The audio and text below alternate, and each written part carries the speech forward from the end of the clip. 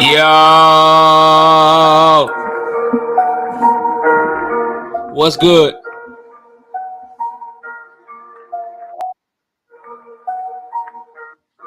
Let's get it. Smash the like button as you come in the building. Drop a comment as you come in the building. Let me know you here. Share this on your social media platforms. Let them know we live right now, man. Got a lot to talk about today. More Terrence Bud Crawford smoke for anybody that want it. Bill Haney goes in on Bernard Hopkins.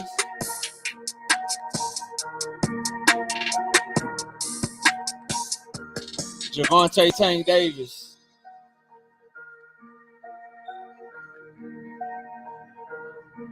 They say he should go to jail. He just pled guilty. Let's talk about it all, man. We're going to drop links today. Y'all know the platform always open. Anybody want to come through and make their voice heard? Run them likes up, man.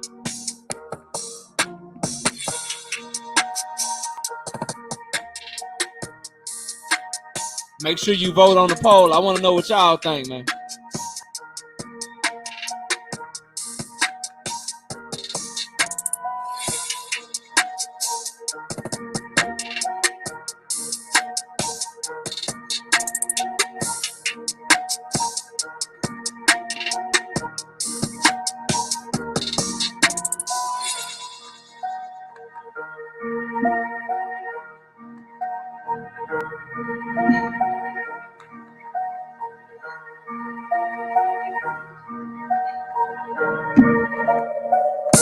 I see y'all, man. I see everybody in the building, man. I'm gonna shout y'all out, man. Get turned up, hit the like button. Let's go, bro. Got a fun night of boxing talk, man. Devin Haney and Tank Davis are front and center tonight. All my Devin fans, hit that link. All my Tank Davis haters, hit that link. All you Terrence Bud Crawford fans, hit that link. Let's talk.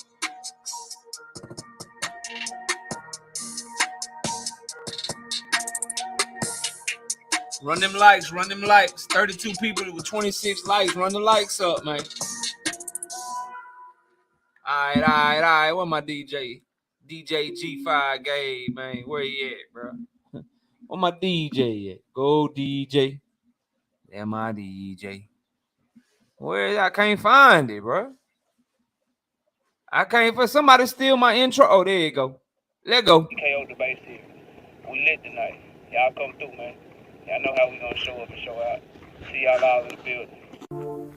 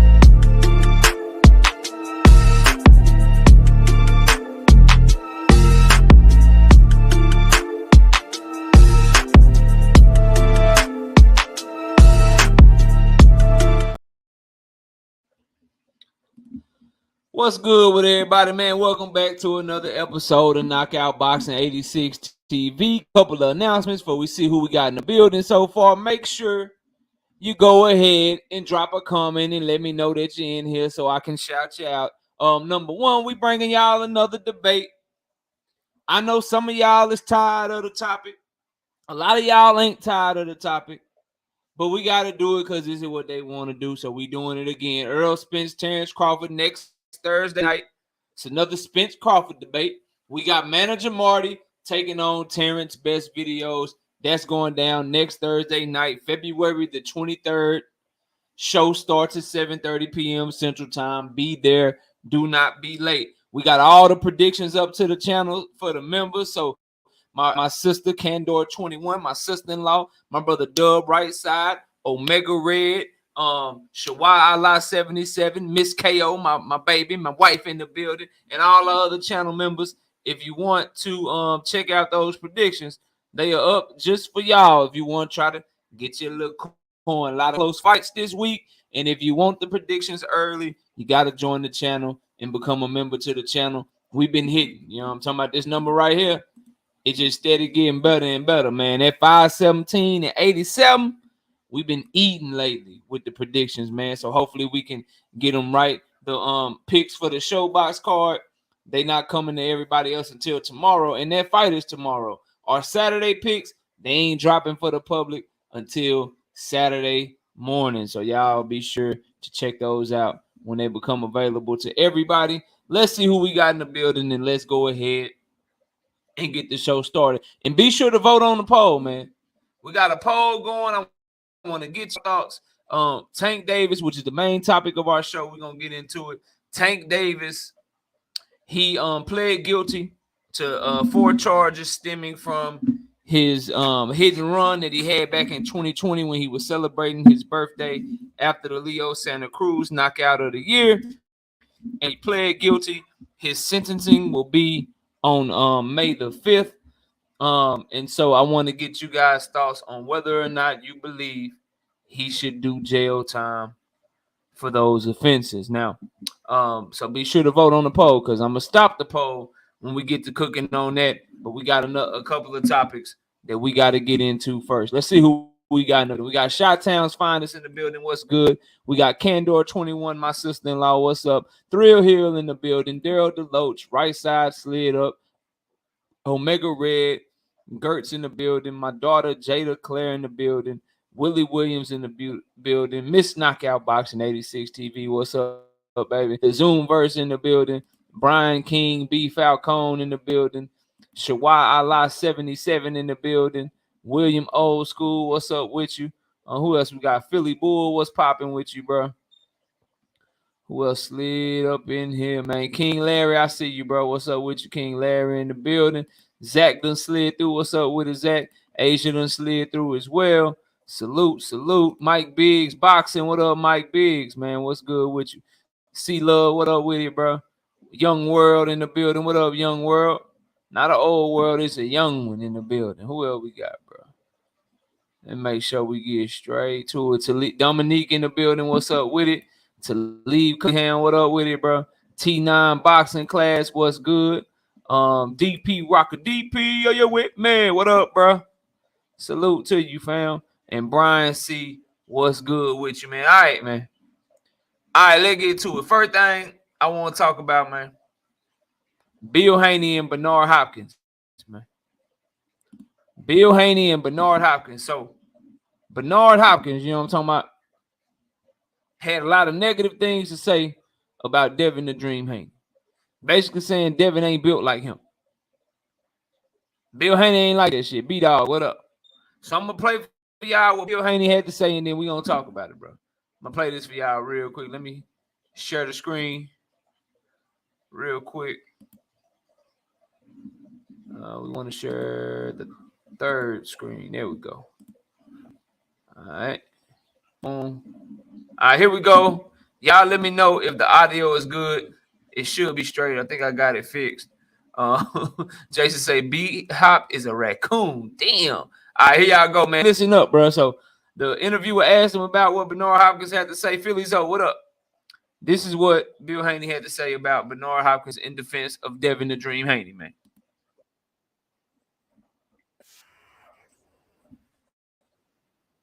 Y'all can hear that, right?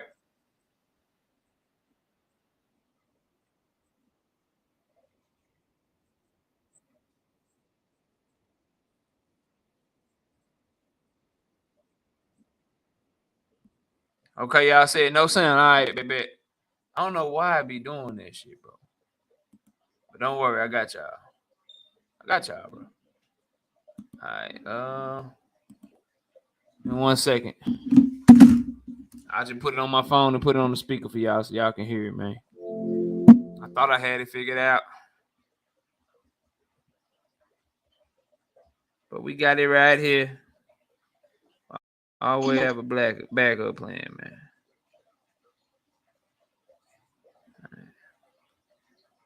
Real estate is different. The market has shifted. Buyers have completely changed their buying criteria. Devin. All right, we should be good now, man. Here we go. All right, so again, Silver, what's up? I see you.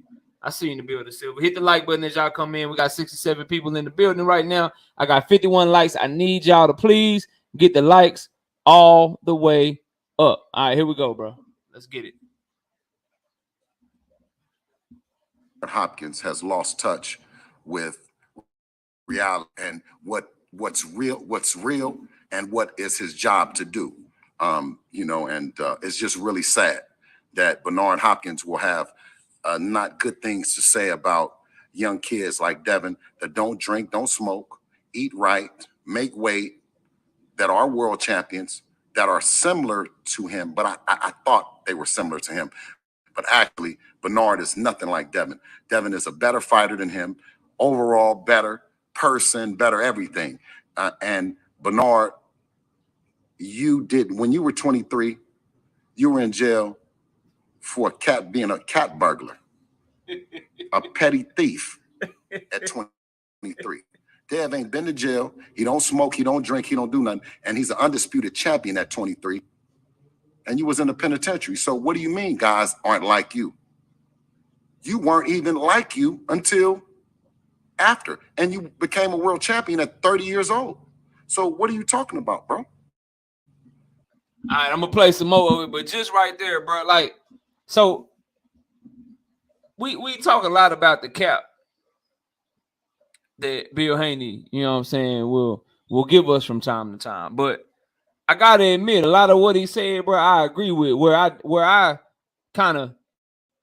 go the other way is no disrespect to Devin Haney, Dank Father, right side, Jay Grant Jr. when he come in the building. No disrespect to Devin, but we can't say that he better than Bernard Hopkins right now as a fighter, bro.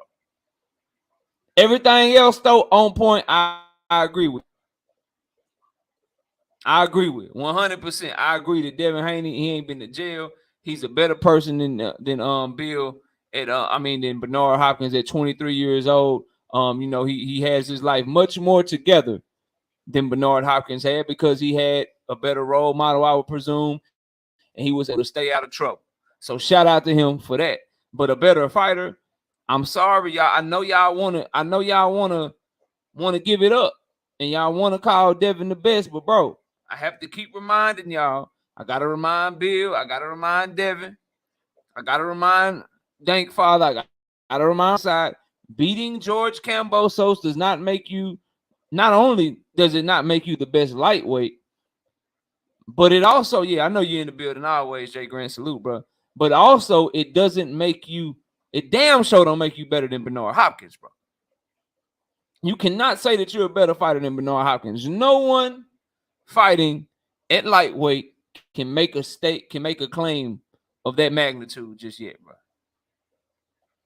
So I'm with it, you know what I mean? But everything else, like talking about how Bernard Hopkins is dishonorable in terms of how he be moving and shit, the kind of time he be on, how he never have nothing positive about his own kind. I'm with that. And then the more and more I thought about it as I listened to this, let me ask y'all something on some real shit, bro. Where Bernard Hopkins from? Shout out Philly Zoe. Philly Zoe, where Bernard Hopkins from, bro? Where he from? It ain't just for Philly Zoe. Anybody in the chat can answer. Y'all put in the chat where Bernard Hopkins from, bro.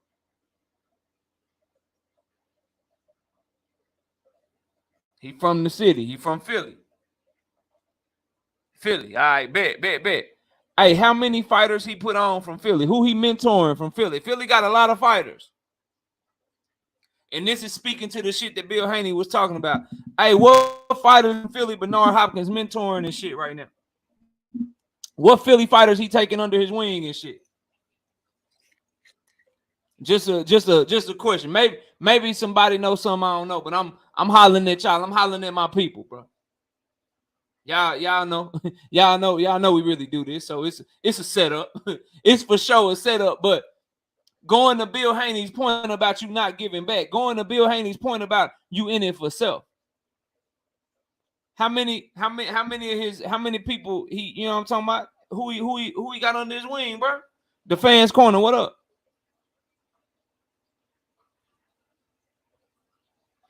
Everything you hear him say is some golden boy propaganda shit, man.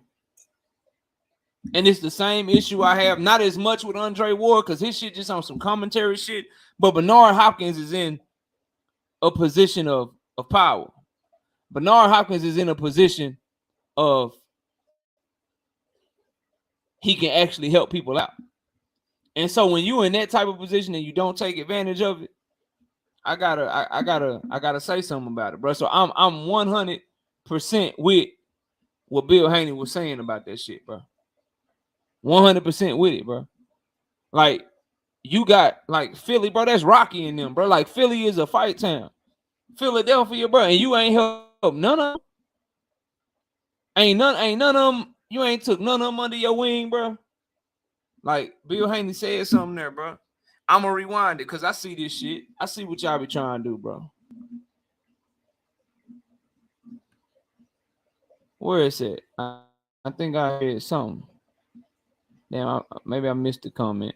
I thought somebody said that he. Hold on.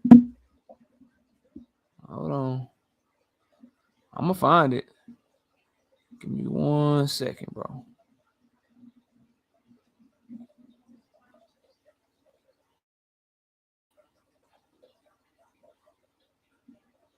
Now, Philly Zoe, he from the city. He said they'll eat you alive, so he ain't really mad at that. I feel you, bro. I feel you. I would just think, like, you ain't got no gym. Do we got a gym out there? Can we see him on cam giving Jerron some tips? You know what I'm saying? Has he said anything positive about Cool Boy Steph? Like, anything uplifting? Anything uplifting? So for me, bro, like, I think what Bill Haney said hit home. I think he was right on the money, bro. But let's keep going. Let's listen to it some more. And I don't remember you taking the executioner and making it a company. I don't think you made any dolls. I don't think you had any merch that I know of. So how successful can you be from everything that you did, homie? Devin, his next fight, he'll make more than you ever made in your life against Oscar De La Hoya. So at 23, and you were still in the penitentiary for armed robbery. So how can you be anything like my son? You are nothing like my son. Hey, just real quick, cat burglary and armed robbery, that ain't the same thing, Bill. Teach what up. Hey. But Bill going in though, but hey, just cat burglary and armed robbery, that ain't the same thing. But I'm gonna let it play. And you, no, I ain't gonna say you like me either. Because I was in jail at 23, Bernard, so lighten up, man. You see what I'm saying? You know, and just like, you know, kind of rounding about, do you feel like, you know, over time, just like they've done other fighters like, you know, Ali and Floyd and stuff like that, that the criticism in their current prime probably won't be seen until like after they decide to kind of like retire or have like a reflection look back? You just feel like that's just a case of, you know, greatness and great fighters always being compared? Hey, listen, the man is Samuel Jackson from Django. I ain't playing no ads. Y'all tripping. Hey, my name is Mike Johnson. I'm with Central All right, 21 there we Blue go. Mountain. My bad. You know what I mean? He had to fight. He won't tell the people, really, you had to fight. You had to get your money by being a part of the company. You got your money and stop. You didn't get your money and get paid and go on to start your own company. Champ. You got paid and stop. You ain't never really been like that. I wish they'd take the mic out of your face, because you are not representing what it means to be a stand-up African-American dude that came out the penitentiary. You had your shot. You got a second chance at life. Devin is on his first chance. I'm on my second chance. But you too ignorant to recognize that, because you ain't been in the you so far removed from the penitentiary that you done lost touch with reality. What we really supposed to be doing is uplifting these youngsters. We supposed to be in this boxing gym saying what they have done, because guess what? You made all the mistakes. So obviously, if they're not in the penitentiary, then they're doing more than you. Now, this is where the shit get tricky, bro. And I gotta keep it real with y'all. I'm feeling what he's saying. But number one, you went to prison too, so you criticizing him for going to prison. Like, all right, bro, you just admitted that you was on the same time that he on. But you taking up for Devin, so I ain't tripping. The core of his message is, say, bro, get off my son, cause he way better than you and I was at his age. Like, he doing shit that neither one of us was doing. Your ass was in prison just like me. So who are you to try to criticize him? Dr. Mark, what up? So I get what he's saying, but you just gotta be careful when you criticize people for shit that you've been through yourself. Like, you talking all that shit, but you were doing the same type of time he was on. Your head was in prison too. But here's where the shit get real tricky, bro. He said we supposed to be uplifting these young black fighters because we came before them. It's our job as the OGs to uplift them. All right, I'm cool with that. Like, hey, man, I agree. But then again, on some pot calling the kettle what the kettle is, when the pot and the kettle is the same color as the pot with the kettle and the kettle pot kettle, when they do that shit, I'm thinking like, say, bro, let me go look up some positive shit that you say about your son's contemporaries, because Bill talk a lot of shit. He talk a lot of shit. He say Tank Davis angle. You know it's coming. Like, he talk a lot of shit. Hey man, who he uplifted, bro? Like, has he uplifted? Was he uplifting Gary Russell Jr., bro? I'm just asking, bro. Have you ever seen, right? Bill Haney uplifting Gervonta Tank Davis. I'm just asking, bro. I just need to know what we on. Now, I done heard him say some positive shit about Shakur, cause he don't really want his son to fight Shakur. Oh shit! I heard him say some positive shit about Shakur. I heard that's because they don't really want to fight Shakur. That because they don't really want no smoke with Shakur like that, bro. Just, hey, don't get mad at me. We got 124 people in here. And I got 78 likes. I know we can get the likes up over 100. Man, y'all holler at your boy one time, bro. Come on, y'all. Holler at me one time, man. I know the Cash App, you know what I'm saying? It costs a little money. I know the super chats, that costs a little money. I understand. We appreciate it. If you decide to donate, I appreciate that. But come on, man. Can we like throw a hook at the like button? Catch the like button with the right hand, you know what I'm talking about? Uppercut that mug, you know what I mean? Shit, headbutt the like button, bro. If you gotta take your foot and you gotta kick the like button, bro, kick that mug one time for your boy, bro. You know what I'm saying? Like, let's get the likes. So can we get to 100? We up to 90. I appreciate y'all. I don't mean, I don't want to sound like I'm begging and shit, but I believe with 125 plus people in here, I believe we can get the likes up over 100. Y'all help a brother, man. Come on, man. Y'all know we love to deliver the content. We plan on having fun tonight. We dropping links later. It's gonna be a fun night of boxing talk, man. Y'all know how we do. But hit the like button one time for you, boy. We up to 97. Can I get 3 more people to smash that like one time, bro? One more person. Can I get one more person? Because 100 just look better. Like 3 digits just look better, bro. Kiro Black, what up? Just one. There we go. Them man, y'all rock with your boy, bro. Y'all rock, man. Say, bro. I mess with y'all, bro. Appreciate y'all. But anyway, back to this, right? No, I don't want him to handle this. I'm just saying, thank Father, like, we got to point out the inconsistencies, bro. We got to point them out. So, again, bro, like, I feel, again, you taking up for your son. He said, I'm not going to like because you be hating on Haney too much. All right, man, hey. Just hit the link, woke sports fan. Just, you know what I'm talking about? Just hit that link when I drop it, man. Tell me about all my hate, man. Because I live by a motto on this channel, bro. The truth cannot be hate. If I'm telling the truth, I can't be hating, bro. That's just, that's just the truth can be harsh. The truth can be something that you may not necessarily want to hear. But the truth can't be hate, man. It can't be, bro, at all. But so the overall, and I want to get to the point where we call this man like a Walmart greeter or some shit, bro. And then we're gonna move on. But I want y'all to hear that shit in case y'all, he called this man a Walmart greeter, bro. But that's what I would say. Like, when you start doing that holier than thou, bro, just remember that, like, we got it's a lot of, it's a lot of tape on you. It's a lot of things on you. Like, you by all accounts, you was handing out Tank Davis mugshot photos. I'm just saying, bro, like, you was giving people mugshots.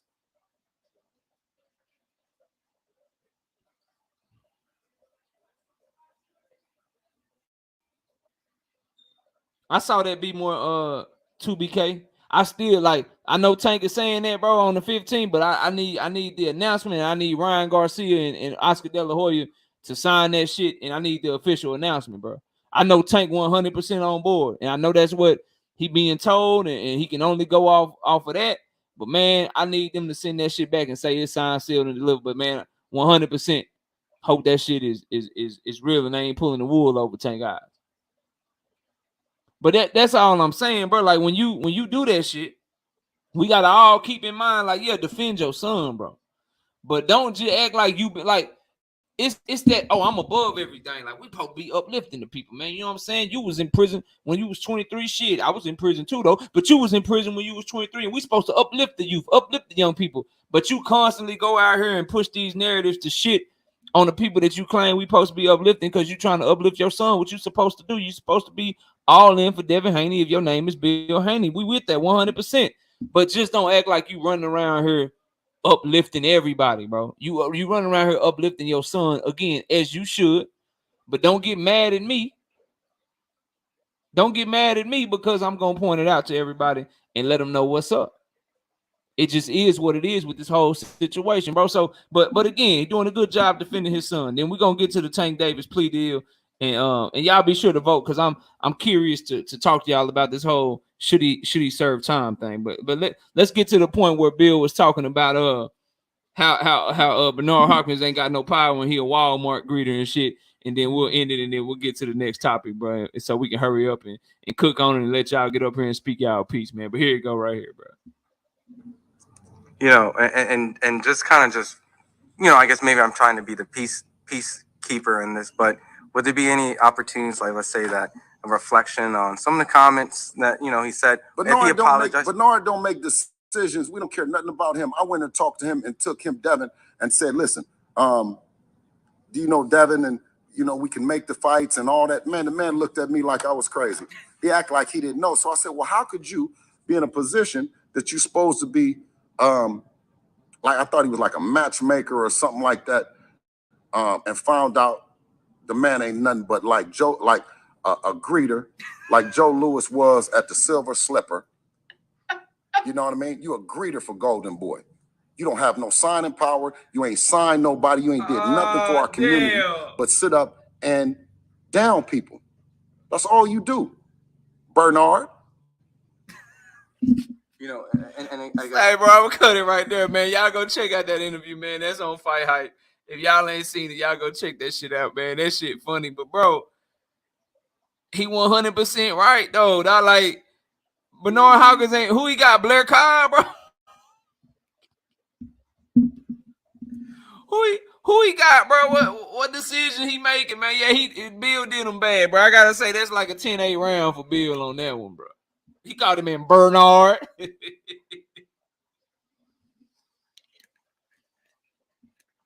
The true native 401. What up? I see my brother Zenith in the building. Zulu, what up?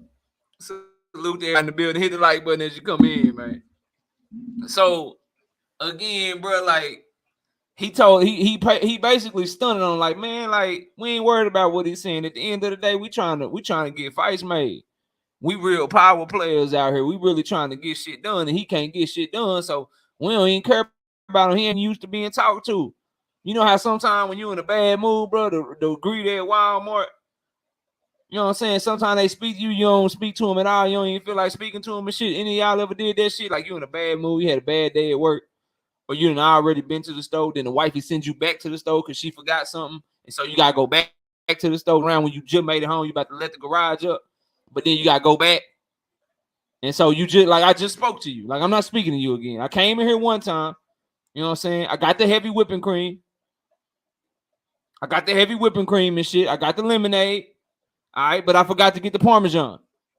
Cause my wife didn't tell me to get the Parmesan. So I got home and then I had to turn back around. I'm not walking in the door and speak to your ass again, bro. That's who he's saying Bernard Hopkins is, bro.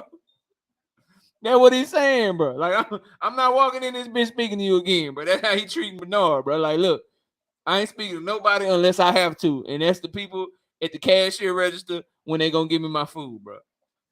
Cause you ain't nobody to speak to. Dreamer Water said, I speak to everyone who speaks to me, no matter the mood. Well, you a good person. I'm not like that, bro. If I'm in a bad mood, shit, speaking to your ass, man. If I don't feel like being where I'm at, bro, I'm cutting shit short. You getting one word answers. Yeah, I be on mission. Philly, so I be on the missions, bro. I be on the missions, man. Say, you gotta do it, bro. You know. Happy wife, happy life, man. Sometimes you gotta go on mission, but I just don't feel like you gotta speak to everybody, bro. Sometimes I got shit. I got shit to do. I'm here, bro. I'm here. I'm focused. Okay. Cause bro, I might be trying to get back to the house, shoot a couple videos, do my real job, get ready to bring y'all the live content. Got stuff with the kid, gotta help the kid with the homework and shit. I be having shit to do, man. I don't have time to stop and speak to everybody, especially if you ain't really in no position of power and shit, man. If you just holding the door, letting people in and shit, that's all I'm saying, bro. That's what he called Bernard Hopkins. But I ain't got no problem with Bill Haney defending his son. But as always, man, it's a lot of contradictions in the rap of Bill Haney. It's a lot of cap in that rap sometimes. You know, you've been to jail too, so you can't really get on nobody for going to jail. You can't get on Bernard Hopkins for not uplifting the youth simply because it's your son that he was talking negatively about. Because shit, if it ain't your son, bro, you ain't uplifting shit. You ain't uplifting shit unless it's Devin the Dream Haney, bro. So you know, just talk your shit and keep it moving. So, but I like him taking up for his son. I thought that was a real, you know what I'm saying, a real thing to do, and that's why he's such a father, and that's why, you know, partly because, you know, Devin Haney is obviously responsible for a great portion of his success, but because of the way that Bill has looked out for him and taken care of him and shit, and been a real stand-up father to him, that's why, you know what I'm saying, Devin's in the position that he's in. You can't take nothing away from that man. You got to respect him for that. But it is funny. It is funny to hear the contradictions and to hear him suddenly, you know, hey, man, we got to uplift, man. Hey, you talking about that? We got to uplift the youth, man. You're supposed to uplift the youth. You're supposed to uplift the youth, man, you know. Hey man, we looking for Tank Davis, you know. Hey man, y'all seen him? Here goes his mug shot and shit. Like we can't forget all the shit you've been doing, bro. So it is what it is, bro. He just doing the same shit you did. You just ain't like it because it was your son, and rightfully so. You supposed to take up for him. But let's move on, man. Let's get to the main topic so I can get y'all in here to talk this boxing with me, man. And yeah, I know the Bud Crawford fan. I know y'all watching in the background. All you gotta do is say link. I know you watching, bro. I know you watching. I know all y'all watching. All you gotta do is say link. That's why that's right at the end of the title. More Bud Smoke for all. If you want it, All you gotta do is say link. We always open for business, bro. To everybody else, we gonna talk this boxing. And I can't wait to hear y'all come chop it up on this Gervonta Tank Davis situation. But let's get to it. So Woke Sports, I'm gonna drop the link. You can come up here, bro. You come up here, bro. Matter of fact, don't nobody block them. Don't nobody block them. Matter of fact, I'm gonna give you a wrench, bro. I like your energy and shit. You just talking your shit. You team Haney, that's cool. I'm team Haney too. I just, Tank just gonna knock his head off his shoulders and shit when they fight. But I got you. I got you. We gonna chop it up, bro. As soon as I get done laying this down, you more than welcome if you got time. And that's everybody welcome. Y'all know how we do. Matayo L with the $10 in super chat. My brother, he says, hi are we doing, chat? I think you mean how. How are we doing, chat? Knockout boxing. Shout out to you, Matayo L. Always, coming through and showing love to the channel. Our channel member, always dropping super chats, man. I appreciate your support in the first super chat of the day. Thank you so much. See, cool. What up?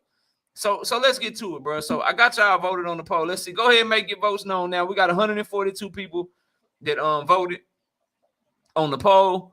I'd like for y'all to vote now if you haven't. I'm gonna leave it open. I'm gonna catch up on a couple of comments, see what people talking about, and then I'm going to end the poll. So if you haven't voted, go ahead and make your voice known, and we're gonna cook on it. Shout out to Zenith. And what up with it, Zenith? He say just like he disrespect the whole Russell family, but didn't say shit when Cambosos called his son a boy multiple times. Damn. Zenith be on y'all helmet, bro. That was kind of cut a little bit. Shout out to the Woke Sports fan. Let me see what he's talking about. He say, KO, be real. Haney trying to go for legacy and greatness. They not flawless. No one is. That's a fact. Both of those are facts. I think Haney is going for legacy and greatness. So I agree with you. But I don't know how you can do them but defend Tank, who is the money in the money weight division. Haney deserve more respect. I don't go at them. Only thing I go at is Tank Davis ducking Devin. That's the only thing I go at, because that's a lie. The other thing I go at is Devin is the best at lightweight. Now, you ain't lie, Zenith. It was just like, it was one of the things where it's like, again, it's one of the things where, man, Zenith hating. Nah, bro, it's just the truth can be harsh sometimes, but the truth can't be hate. Nah, I don't think you lied, bro. I ain't think you lied, man. But nah, Haney get out. But the thing is, what sports fan, a lot of you Haney fans, y'all put a lot of extra sauce on that man, bro.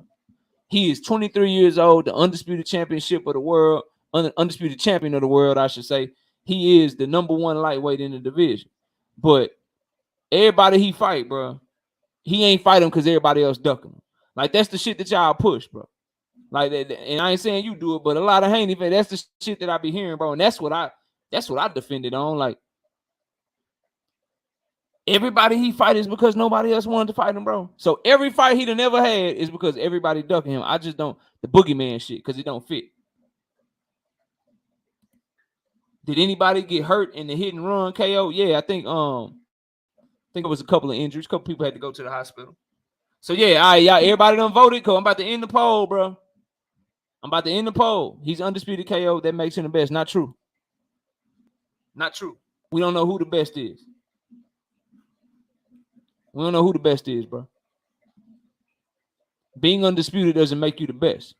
It's who you beat that makes you the best.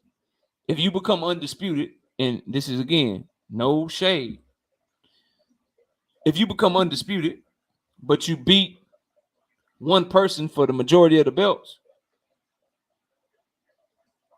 but if you Devin and you ain't fought Tank yet, if you Devin and you ain't fought Loma yet or Shakur yet, I ain't even gonna include Loma because Loma lost to Lopez. But if you ain't fought mainly Tank, because Shakur just got there, the consensus is that before Shakur got there, Devin and Tank are the two guys, right? If I tell you Tank Davis is the best, that's just my opinion. That hasn't been proven yet because he ain't fought Devin. Well, just because Devin got the belts, that shit don't change him, bro. He is the champion. He is the number one lightweight. He is the only champion in the division. But he is not the best because he ain't fought the other guy that people think can beat him yet. Now, you have your opinion. Hey, man, I think Devin outboxed Tank, beat his ass. But you don't know that because the fight ain't never happened yet. And so the belts don't make you the best. Yeah, I would think so. I would call him the best if he beat Tank. Yeah, for sure. And think about it like this, right? If we're using that logic, then we got to say Canelo Alvarez is the best at 168 pounds. But I don't know that. I'm not willing to call him the best because I think David Benavidez got smoke for him. I think that David Morrell Jr. got smoke for him. Having them belts don't make him the best. He the only, again, I give people the respect that they deserve. Canelo Alvarez is the only champion at 168 pounds. No one else has a claim to the word champion. Canelo Alvarez is the number 168 pounder in the world because he got all the belts. Is he the best? I don't know. Them guys that I think can beat him.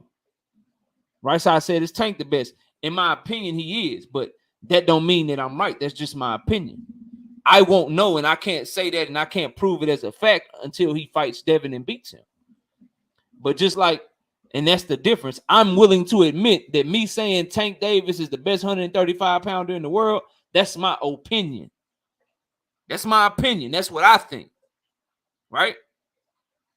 But the difference is when Devin Haney fans call him the best, they state it as a fact and then get mad at you if you don't agree with it, bro. I'm not mad if you don't agree that Tank Davis is the best because I know he ain't fought Devin yet. I'm not mad at you if you. I don't get mad at people like, hey, man, Earl, you know what I'm saying? He ain't the best. I got Bud. I'm not mad at that because they got to fight, fam. As long as there is someone at the top that people feel like, yeah, bro, he might can get you. We can't unequivocally call you the best. You know what I'm talking about? So that's my take on it. But let's get to this shit so I can drop the link for y'all and we can continue that conversation if y'all want to, bro. Gervonta Tank Davis pled guilty today. And I'll give y'all an example, right? Like let's keep it a buck. Cause I could flip it on y'all and then we'll move on. This is why you got to be more consistent with that word the best. Because see, a lot of Devin Haney fans were not willing to call Lomachenko or Teofimo Lopez the best when Devin Haney was trying to run down on them. Although a lot of people were calling Teofimo undisputed. A lot of people were saying that he was the champion at lightweight. You couldn't find one Devin Haney fan in the world that was willing to call him the best fighter in the division because they said, and I agree with them, hey, he ain't fought Devin Haney. He got to fight Devin, bro. You can't just say he the best. You still got to go see Devin. I agree with that. Why can't, like, now that logic don't apply no more? That's where the disconnect come in there, bro. That's where the fanboy shit come in. That's where you ain't looking at it from an objective lens. Because when it's your guy that ain't had his shot yet, then the person at the top of the mountain, they ain't the best until they see your guy. When it's somebody else's guy that other people think might be the man, just because your guy got all the belts, now all of a sudden the belts mean everything. What up, Levon Down Galen? What's good with you? That's the difference, bro. I accept that me calling Tank Davis the best from 140 down is my opinion, and he got to prove it. And I'm either going to be proven right or proven wrong. A lot of Haney fans don't accept that. Hey, bro, you got them belts and shit, but you got them whole like, bro, come on, we do the same. Like, I don't understand why it be so different. Y'all be the same one. Yeah, Terrence, you got, you know what I'm saying? You got 6 knockouts and shit. You stepping on shit. You undisputed at 140, but you ain't did that shit to Earl though. Yeah, Canelo, you undisputed and shit. Like, you did your thing. You beat Caleb Plant and shit. You know what I'm saying? You did what you did to Billy Joe Saunders. You put hands on motherfucking Callum Smith and shit. You did your thing, bro. But you ain't seen Benavidez yet. You ain't seen him yet. Shit, we don't care about them belts. We think Benavidez might have something for you. But then we change the logic when it's our favorite fighter, bro. I just don't do that. I don't do that, bro. I state my opinion, and then we go with it. And I'm consistent with it all across the board. I think Artur Beterbiev will put hands on Dmitry Bivol. And I think he the best light heavyweight in the world. What's up, Master Khalid?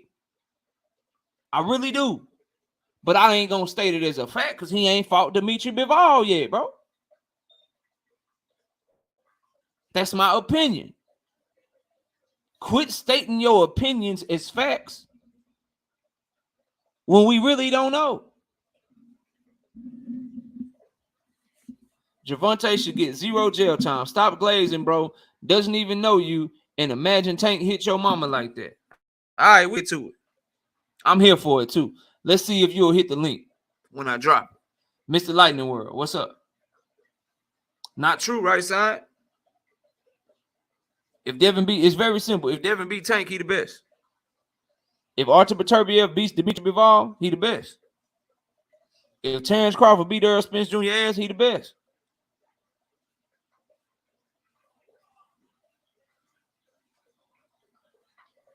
He the best.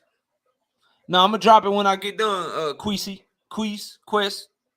I don't know how to say your name. It ain't no disrespect, but I'll drop it. I'll drop it when I get done cooking. Then you more than welcome to come up and tell me where I'm showing you know why I think he shouldn't do no jail time. When I get done, it'll be irrefutable though, as it always is. You may not even want to come up here no more. Just letting you know. We don't just say shit around here. We back it up with facts and data and shit. Let me ask y'all something. Don't Google this shit. Let's get to it, bro. Don't Google this shit. I don't want no Google. I'm going to know if you Google, because if you know what I'm asking you, then you should know the answer within 10 seconds. So I need, like, when I ask you these questions, because we're going to lay it down, bro. I'm going somewhere with this shit. When I ask you these questions, y'all know how we do. When I ask you these questions, these are yes or no questions. These are yes or no questions, bro. So I'm going to start right here.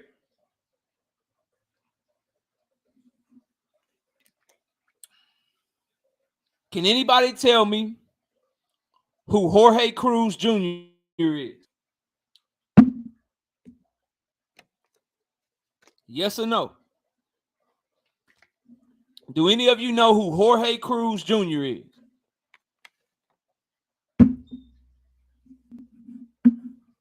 Teach says no. Sharon Brodnack says no. What's up with it, Coach Joe? Brian King B. Falcone says no. I need everybody to participate, bro. No. Not me joking around. Keenan Lewis says no.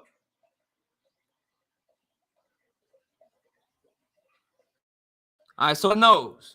Well, I'll let y'all know who Jorge Cruz Jr. is. Free on YouTube says an actor. No. Jorge Cruz Jr. was a 9-year-old that was killed by a lady named Rebecca Gayheart, who's an actress who ran a stop sign and killed the little boy crossing the street. That's who Jorge Cruz Jr. is. She ran that stop sign and she killed that little boy, and she did exactly 0 days, 0 hours, 0 seconds in jail. All right, cool. We're going to move it along. Y'all know who Michael Dutton Douglas is? What's up with the best dad ever? Anybody know who Michael Dutton Douglas is?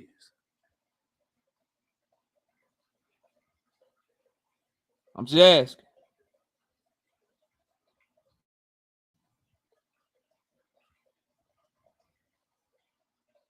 All right, y'all don't know who Michael Dutton Douglas is. Well, in 1963, Laura Bush, the former First Lady of the United States, wife of George Bush, she ran a red light and she killed 17-year-old Michael Dutton Douglas. This was 1963. Anybody want to guess how long she went in jail?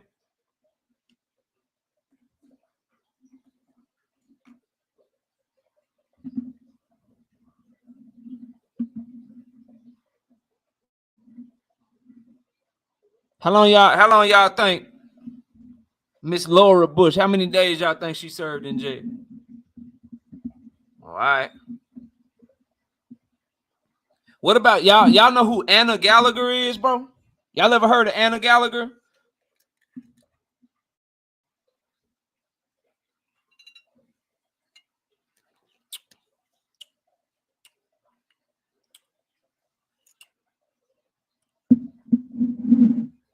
Anybody know who Anna Gallagher is? I'm just, you know. I don't know her. What about what Margaret Bohurdy. Margaret Bohurdy. Y'all know who she is? A lot of no's. Okay. Well, both of them got killed by Matthew Broderick when he decided to drive on the wrong side of the road in 1987, and he killed both of them instantly because he ran right into them.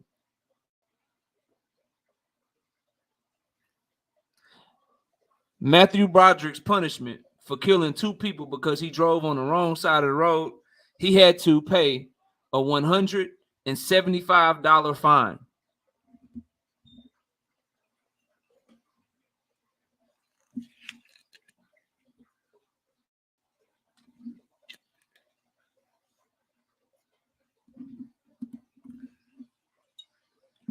It's for a reason. Appreciate that super chat. Bro, you're naming events from 30 years ago. Glad you brought that up. It's just proving my point even further. Glad you brought that up. It's just proving my point even further. Y'all know who Jerome Barson is? We just warming up. We just warming up. Just a little lightweight. Just a little lightweight. Just a little lightweight. Anybody know who Jerome Barson is? You'll see it in a minute. Any takers for Jerome Barson?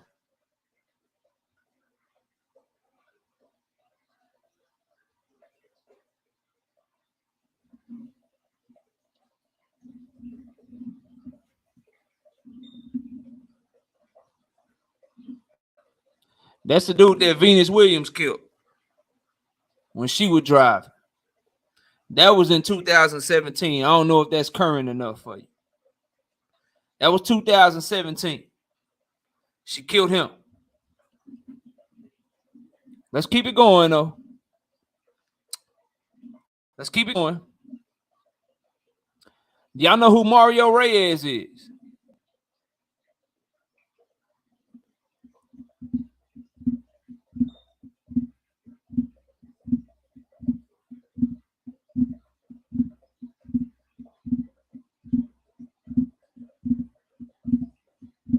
Mario Reyes was a 59-year-old construction worker that was killed, and these are the main two we're going to get to. I'm going to cook on. He was killed by Dante Stallworth. When Dante Stallworth was driving drunk, got convicted of a DUI, he hopped the curb, and he killed Mario Reyes. Dante Stallworth had to serve 30 days in jail and be on probation. And after that, he was able to continue his NFL career.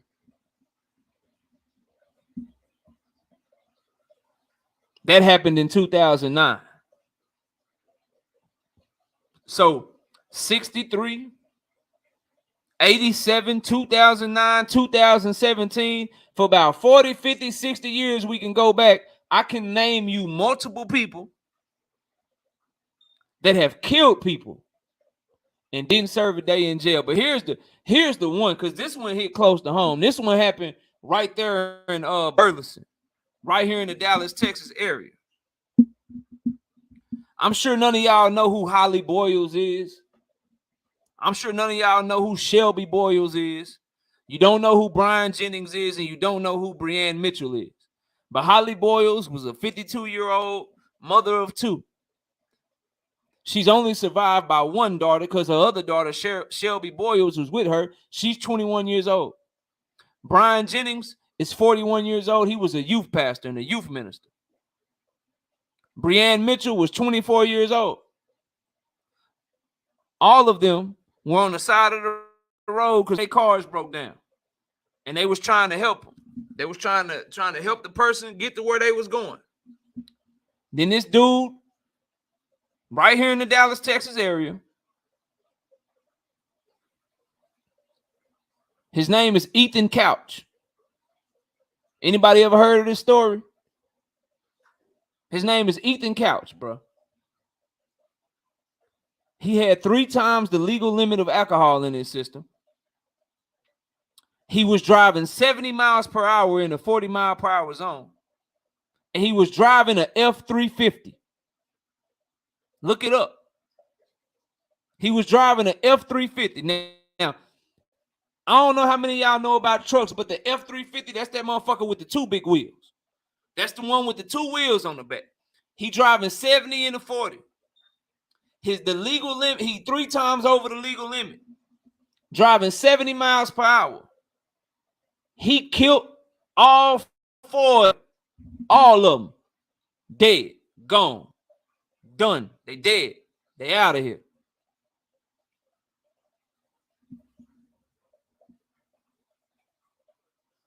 All right.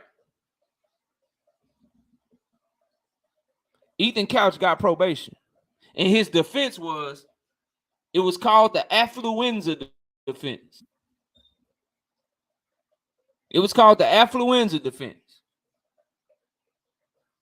And that meant that because he came up so rich, he didn't know about his actions, and he couldn't comprehend how serious the consequences of his actions could be. And so the dude killed 4 people. He killed 4 people. Driving drunk, he killed 4 people, and his punishment was probation. Probation, bro. So what y'all want to tell me? I see Nick J in the building. Yeah. So I'm tripping because I'm saying somebody that didn't kill nobody. So Tank Davis should be the example. That's where we should draw the line. That's what y'all saying. That's where we should draw the line. We should draw the line with Tank Davis. We ain't draw the line with Laura Bush. We ain't draw the line with Rebecca Gayheart, Venus Williams, Matthew Broderick, Dante Stallworth, Ethan Couch. We don't draw the line with them. we don't draw the line with them. We draw the line with Tank Davis is the one that should go to jail. That's the one we should make an example out of, bro. That what we doing, bro. Miss me with that shit, dog. Miss me with that shit. I'm sorry, bro. Like I can't go there.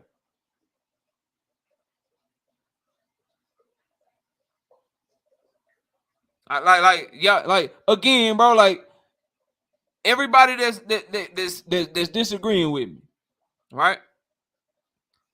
Tell me a lie that I told. If you see him being disrespectful, Zoomverse, you can get him out of here. If it's just a different opinion, though, we cool with that. We cool with that.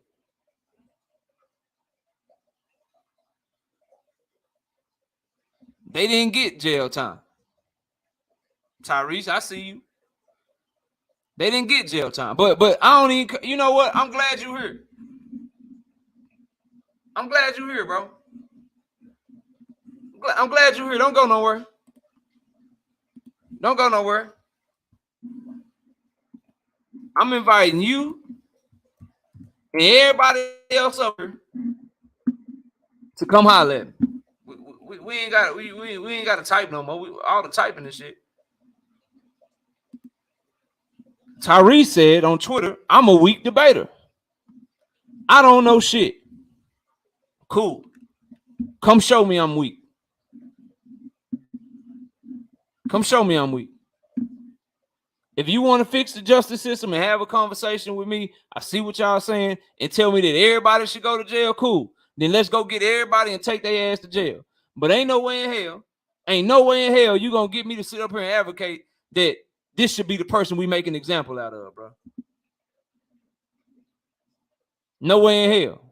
I'm sorry, bro. I'm sorry. Y'all can miss me with that shit. But the time for typing is over, bro. Hit that link and come talk to me. Y'all can miss me with that shit. I'll be damned. I see all these other people that don't look like us, don't look like me. I see all them. They getting off and shit. They killing motherfuckers. I got y'all. I'm going to let y'all up. Killing motherfuckers in the back and shit. Running them over. Running them off the road. Shit, I seen the story where Caitlyn Jenner pushed somebody into the middle of the goddamn road in her SUV.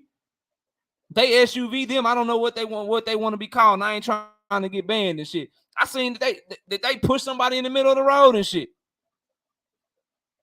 causing they death, killing them. I ain't doing shit. I ain't had to serve a motherfucking day. But y'all want me to draw the line right here, man? Y'all can miss me with that shit. That's some sucker shit, bro. Real talk. Real talk, bro. Real talk. Like that's some bro. I'm not. No. When y'all go, I tell y'all what, bro. When Matthew Broderick and Laura Bush and Ethan Couch and Rebecca Gayheart, when they go to jail, then I'll be pressing for Tank to go to jail. How about that? This some real shit. Like I don't care what we on some real shit tonight. When Laura Bush go to jail with her old ass, when Rebecca Gayheart go to jail, when Matthew Broderick, Ferris Bueller, day off, when they go to jail, when Ethan Couch go to jail for killing 4 people, then I'm gonna be right there like, hey, throw Tank Davis ass in jail with him. Until then, all their medical bills, pay a fine, you get your probation, you get your house arrest or whatever, and you continue your life. Miss me with that bullshit, bro. Y'all tripping out here, man.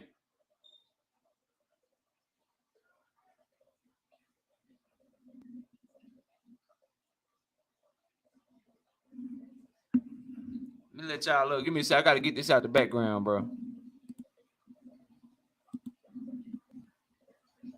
KBO Summer, I ain't never seen you before. You gotta turn your camera on real quick. Let me see your face, then you can turn it off, and then I'll let you up, bro. I ain't never seen you before. And I ain't trying to have no trolls and shit.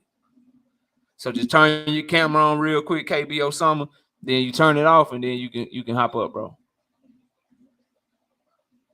Oh, nah, you good, bro. You can stay right where you at. I don't know why you talking like that. That's a bet. I got you.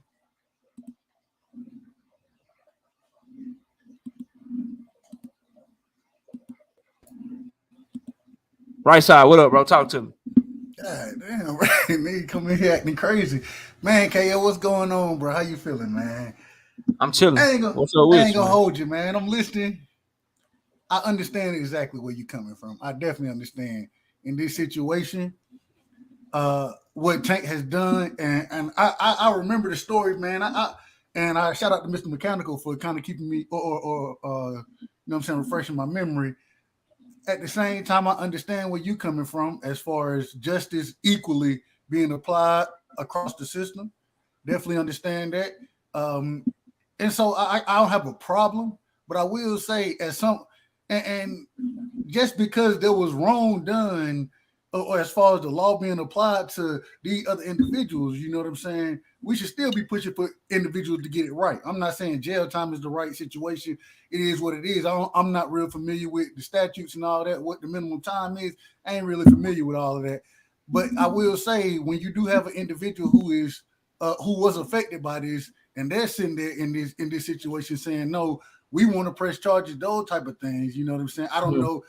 I think that will probably go more on the civil side of things, right? And it may be a money grab. I don't know. I can't say. But I will say, at least get that person their day in court as well.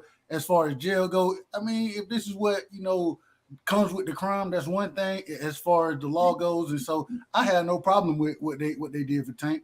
And or because I don't believe Tank, I don't think he would have pled guilty if he knew it was guaranteed time. So I don't have a problem with him not serving his time. I'm just saying, at least get that lady her day in court, you know what I'm saying, to do whatever she's going to do. Fact, she should get whatever money and all that shit. I ain't tripping. But the key thing you just said, she saying this. She saying that. She complaining about this. She want that. She can still fucking talk, bro. She still here. These people, they took people's lives and shit, bro. I'm man, listen, dog. Like I don't be making the show about shit like this because this shit is kind of boxing, and we gonna get to the boxing once we cook on this for a little bit and just talk some shit about like real boxing in the ring and back to boxing. But this shit just had to be said, bro. Like I hear what everybody's saying, but at the end of the day, she's still talking. She still can say, hey, I think this should happen. I think that should happen. And I'm watching people go free for murder, bro. Man, hell no, dog. I'm not. Nope. Not me. Go find somebody else that you wanted to like. Niggas didn't even know who Ethan Couch was, bro. But you all over Tank Davis and want him to go to jail and shit and serve all this time and shit. but you don't even know who Ethan Couch is. You cool with him just killing 4 people. Why he drunk? Like, nah, bro, I'm not. Y'all can miss me with that shit. Daniel, talk to me. What's up, man? Well, I mean, the system been getting things wrong for centuries. But the problem is we got too many people that can use money to get out of anything they do. And honestly, Tank isn't the biggest case of it. And you're right, everybody else should have done way more time. Stallworth, by many state laws, would have had to do a minimum of 5. The dude Couch you're talking about too, like he would have had to do a minimum of 4 times, so a minimum of 20 in some states. But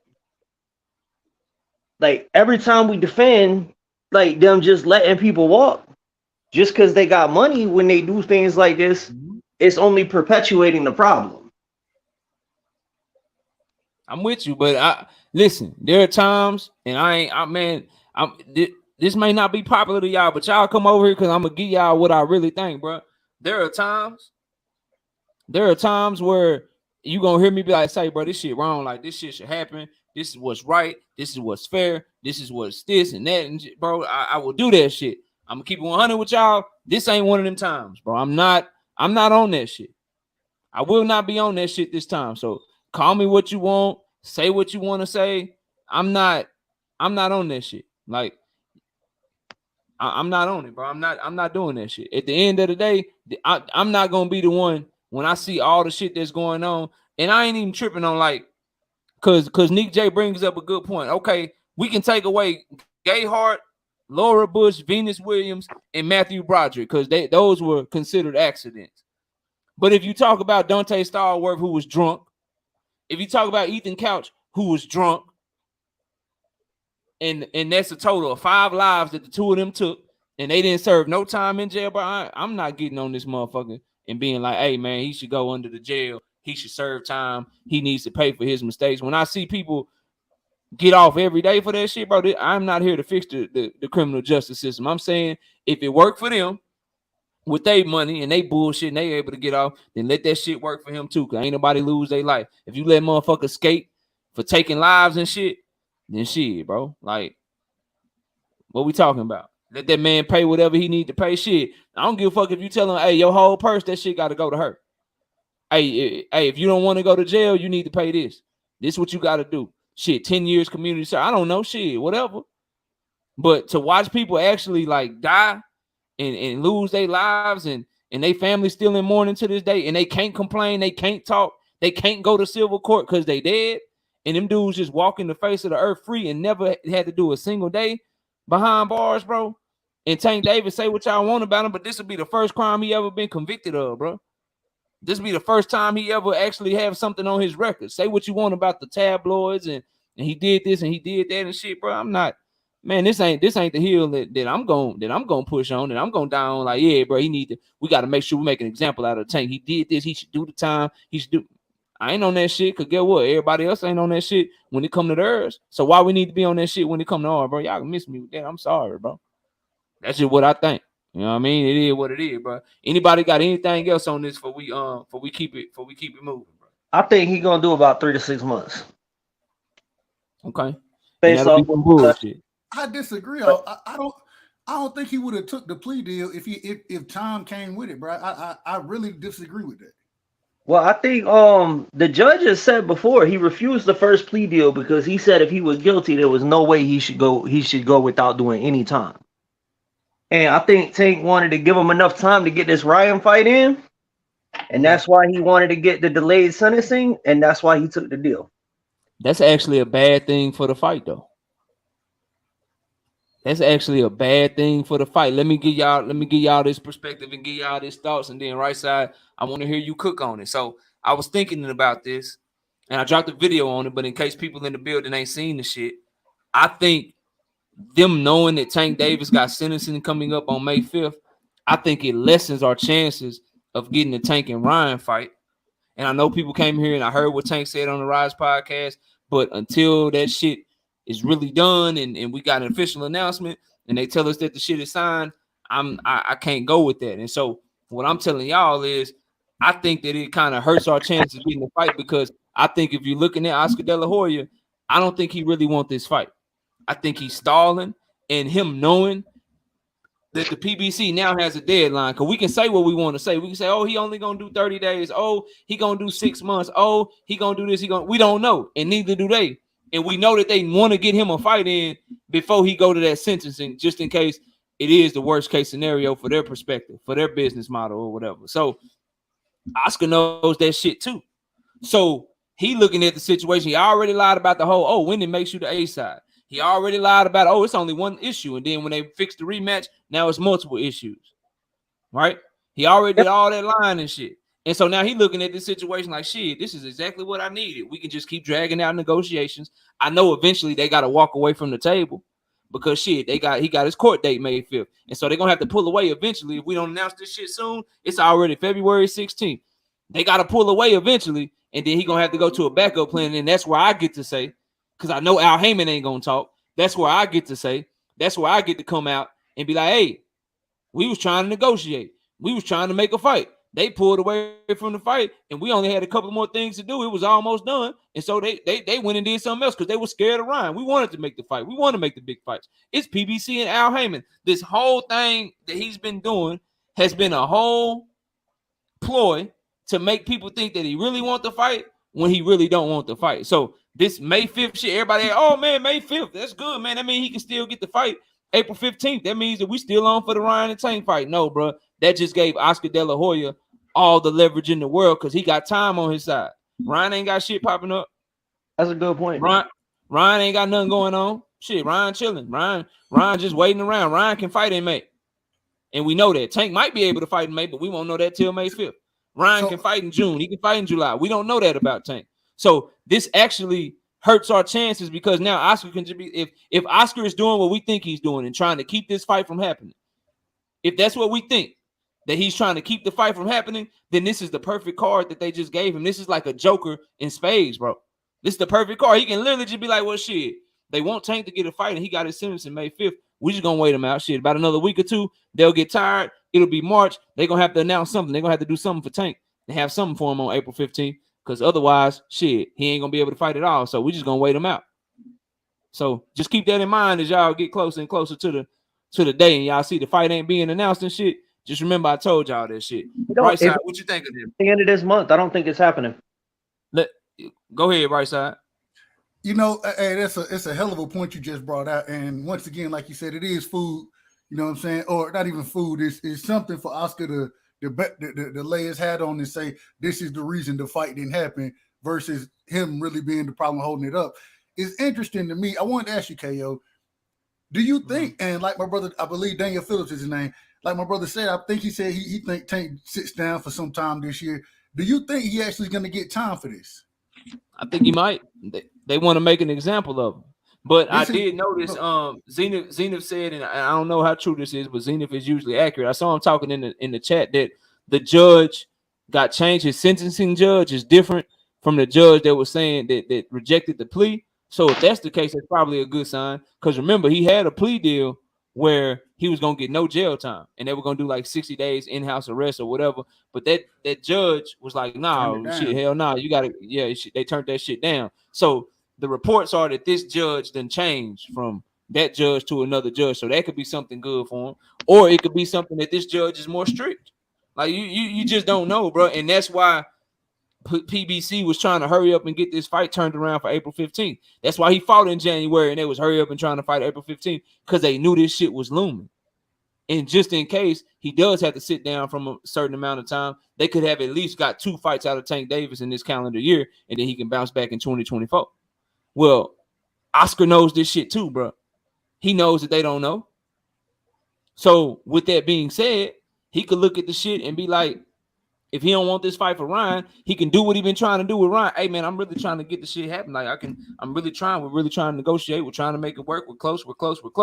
And then when PBC pulls out because they don't have no more time to make this fight and they can't wait on Oscar no more, then Oscar can tell Ryan, see man, it was them. I told you they didn't really want it. And then Ryan is dumb enough to eat that shit up. Oh yeah, Tank ducked me. He didn't want no smoke. He ran away from the fight to fight this person. Blah blah blah. Not realizing everything that led up to this point, and this fight should have been signed. And that's why I told y'all when I did that whole live, if you want the fight, put pressure on the B side to sign for the fight. Because when you don't, you give them this type of leverage and shit. Because fans ain't pressing them. Fans is actually arguing for them and on their side and shit, changing the whole rules of business and boxing for them. And then you get situations like this where now they actually are the ones. Think about this shit. And then I'm gonna pass the right side. Right now, with these negotiations, bro. After all the numbers Tank done did, I'm keeping it a buck with y'all. And y'all know we rock with Tank. After all the numbers he done did, all the sold out venues, all the times on pay-per-view. If you're looking at this shit right now, Golden Boy, Ryan Garcia, and Oscar De La Hoya got all the fucking leverage over him right now, bro. They got all the leverage in these negotiations. Boxing's upside down, bro. I'm telling y'all, man. I'm telling y'all, bro, that shit crazy. Right side, go ahead, man. But and I agree, man, and I hope in this situation, like I said, man, I don't know. It didn't seem like too much, but I do feel for the defending or the injured party in this situation. But man, if this does bleed over and there are some type of consequences, it's so many ramifications that comes from it. Just like you were bringing up the possibility of the Ryan Tank fight not happening. Now they're gonna have to find another opponent. We'll see how that goes. Then also, if Tank does do time, coming from my perspective, I'm trying to see Devin and Tank fight this year. You feel me? And so all of this could be affected by that, man. And it's an unfortunate situation, man. I feel like at the end of the day, bro, you got to be in control of yourself, Tank. And no, you can't allow for yourself to be in these situations, regardless of how we want to look at it or not. You can't allow yourself to be put in these situations. You got to make better decisions. I think he's on that road. That's the great thing about it. Just, man, hopefully, I hope everything work out the way it's supposed to.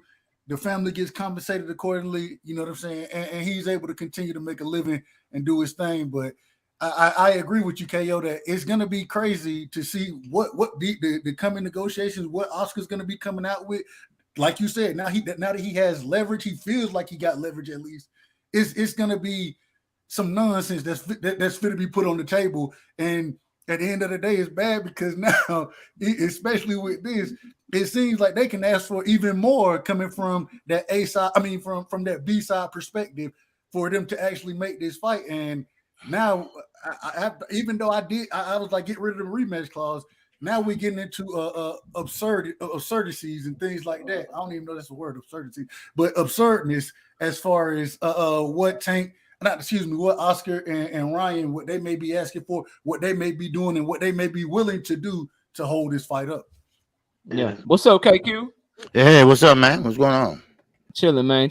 What you got? What's going on? Hey, what's going on, everybody? All right. And the young man over there, I can't see his That's name. Daniel. That's Daniel, OG. That's Daniel. Okay. What's up, though, man? What you done popped over? OG done hit the link. What you got, man? What's up with you, bro? Man, I ain't gonna hold y'all, man. I got a couple things. I got to fold up your clothes and stuff again. Look here, man.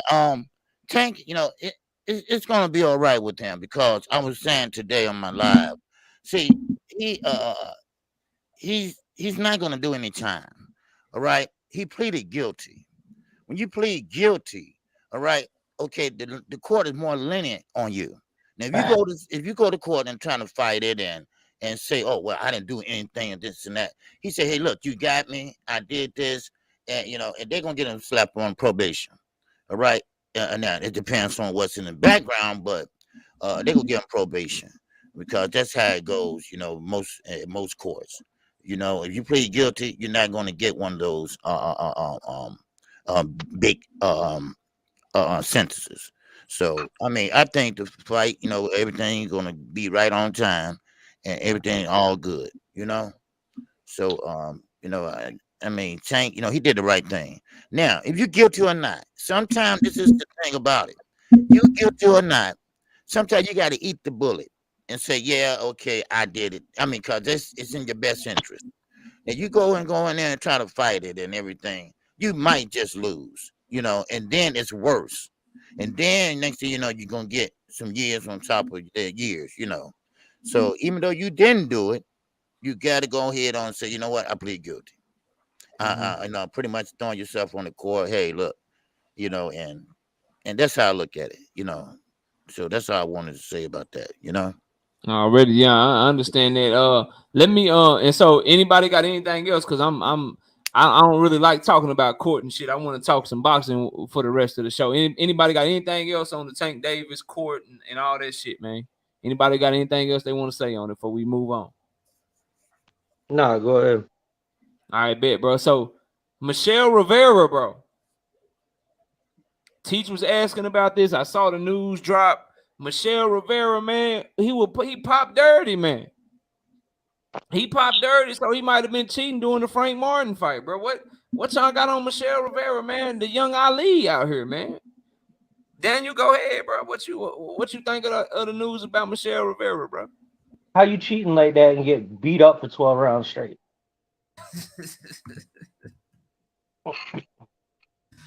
I looked at it though, and I don't even know what the substances was they was talking about. I'm trying to find it right now, bro. Let me see. It was 2 substances I wasn't familiar with. Let me see. I haven't like looked up what the impact of them supposed to be, but hydrochlorothiazide and triaterine. I'm finna look them hoes up right now. Wait. That's high blood pressure. I'll take that. Hydrochlorothiazide. That's blood pressure? Yeah, blood pressure pill. Why would a 24-year-old in his prime athlete take some shit like that? Don't blood pressure pills make you piss? Yeah. Well, once you get used to them, they don't. You know, so that's crazy. But how's that a PED? Well, it's on the ban list. Wait, maybe it's on the banned substance list for water. If it makes you piss like that, it's probably to help cut weight. Yeah, that's right. Somebody right, Don. That's right. It's a diuretic. Diuretic. Yeah, that would have been my bottle say. Yeah. Yeah, and that's what and then it says triaterine is a type of diuretic. It's a water pill that helps prevent your body from losing too much potassium. It reduces the amount of water in the body by increasing the flow of urine, which helps lower blood pressure. So yeah, he was trying to cut weight, man. That's what it was. Cut weight, yeah. Okay, it does drink, yeah. So he was cheating. He a cheating ass dude, bro. You cheating, bro. God damn. Damn, how you cheat and get, bro? If you gonna cheat, you gotta win, bro. And got mocked. And he got his ass how you cheat and get your ass whooped and it wasn't even competitive, bro? I don't think he even went around, did he? I didn't give him one. Nah, he didn't. I haven't talked to Samson, but I'm gonna ask Samson about that. I haven't talked with him about a week, but I want to find out about that. You know, so he was trying to cut weight, but you know that ain't gonna do it. Man, that got bad ramification because you that just shows your lack of confidence. Because if you really thought you was that dude like that, you just move up. Been bullshitting. You just move up. Like if you really thought you was that dude and you was having trouble making weight, then you just move up to 140. You just move up to 140 and you go get that smoke. But man, for you to feel like you gotta do that just so you can stay at 135, bro, that tells me something. I think he done. You know, I'll write a fighter off earth. I think Chris Colbert done. I think Michelle Rivera with this news, I think he done, bro. I don't think he gonna be shit in the sport of boxing. Whether they clear him or not. Just that mentality of I don't want to make weight the right way. So, but I don't want to move up to 140 because shit, I'm trying to make sure I have an advantage down here at 135 with this reach and this jab. So let me try to use these pills so I can cut down to 135. Now, somebody that don't believe in themselves and shit, like somebody that believe in their shit, they be like, man, goddamn, I can't make this weight no more. I'm just gonna move up. I'm finna come whoop y'all ass. You know, like Shakur did. Like I see that as a bad sign for his fans and the people that's high on Michelle Ali Rivera, bro. You might want to sell that stock right now because that stock is dropping very, very quickly, man. Shout out to Matayo L in the $5 in the super chat. He says, hi KQ, KC, hi everyone. What's up to you, Matai? And then shout out to A1 Hoops on my brother in that super chat with the $5. He said, what's good with it, fellas? At the right side, Hawks or raccoon shit. Shout out for this dope content. Shout out to you, bro. And shout out to Mr. Sanchez with the $5 in super chat. Says just supporting the channel. I appreciate that, man. I really we are not gonna take that disrespect. You know what I'm saying? You need to go figure out what the hell these goddamn Lakers gonna do. Respectfully to the Lakers, I'm a fan of LeBron, but at the same time, LeBron gonna win the championship, bro. Well, they definitely not gonna. They definitely not gonna win the championship. That ain't even a possibility. We got the Hawks got a better chance than the goddamn Lakers do, bro. Shit, no, not with Trae Young, 5'5" Trae ass. Young, the goodest, bro. You should like Trae Player, Young. Knock out. You should be A1. I'm gonna show you. A1. I'm gonna show you my basketball knowledge. A1. Teams whose best player is 6'1" and under really don't win championships like that, bro. They don't be. They can't win like that. Your best player need to be a big man, or it need to be somebody on the wing or some shit, man. You ain't win no championship with no dude 6'1" and under, bro. The last time a team won with their best player 6'1" or under, I think it was Isaiah. Probably, yeah. I can't think of nobody else. Allen Iverson came close. Allen Iverson would have won it if it wasn't for Robert Horry. Shout out to Michael McKinney with that $2 in super chat. Says blood pressure meds, mass PEDs like Ortez before Wilder. I got my brother Rick Timms coming up. Let me get him in here once it's there. You go. Shout out to Drink More Water with that $5 in super chat. Says what up, OG KQKC? I'm not gonna do y'all like KO86 and wait until 2 days before the fight. Get on Harrison plus 200 before the eyes move. Triple those tax returns. Damn. So you really own Tony Harrison? Drink More Water. Going over to Australia? Man, I don't know, bro. I don't know about that one. That one's tough, bro. That one's real tough. That's a tough ass, man. Going over there to Australia, bro. It really is, man. But right, what's up with it, Rick? Hey, what's up? Hey, can y'all hear me? I can hear you loud and clear, bro. What you got for the show, man? What's up? Oh man, just want to jump in briefly, man. I only got I'm like 12% on my phone. I saw the title of the video tonight, man, and I'm loving it. You know, if the way I see it, as far as Tank go with this sentences come May 5th, it's either gonna be what you got on your title. He gonna get no time or minimal time. You know, I've been seeing a lot of people trying to trash Tank and calling him this woman beater. He's gonna get locked up. He's gonna do all this. Man, look, people, Tank has no criminal record, okay? No felony convictions. Today was his first misdemeanor conviction. The man got big money. He got big time lawyers. So him taking this, him pleading guilty today was the wise thing to do in this type of open and shut case. So come May 5th, either, man, I say if he get 10 days, if he get 2 weeks, I don't think he gonna get a lot of time or no time. So either way it go, man, the Ryan fight should still take place. It's still possible. This case it shouldn't hold anything back. We should still get the fireworks. And man, that's all I really had on it, man. It's not gonna be no 6 months. It's not gonna be no prison, man. The man got too much money, too much big time lawyer, no criminal history. No, man, he good. He good. Already. So let me ask y'all something, bro. And this is open for whoever want to answer the question, man. This weekend, bro, what fight are y'all most looking forward to, man? We got Laura. We got Laura versus Lee Wood. We got the fight between man, who is that, bro? We got Lewis Neary fighting earlier in that day. You got the Showbox card this week, man. What are we all looking forward to this weekend, bro? Then I gotta talk to y'all about Devin Haney a little bit after this, but I just wanted to get everybody out there what fights they looking forward to this weekend, man. Laura versus Woods, an interesting fight. I agree. Yeah, I agree too. I'm looking forward to that fight. Already, you calling me, right, OG? Huh? You calling it, right? Yeah. Mm-hmm. Already. What you say, right side? But I don't think that fight gonna be a good man. I don't know how good. I'm all right. I just think Laura gonna dominate Lee Wood, bro. I ain't gonna hold you. I think You he's gonna think dominate so? that fight. Yeah, I Mm. think so.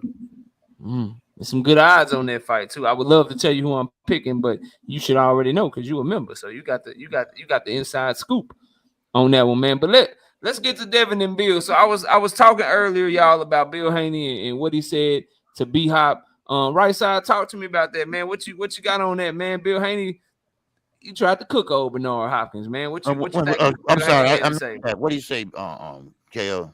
Can you run it Oh, back? so he said B Hop.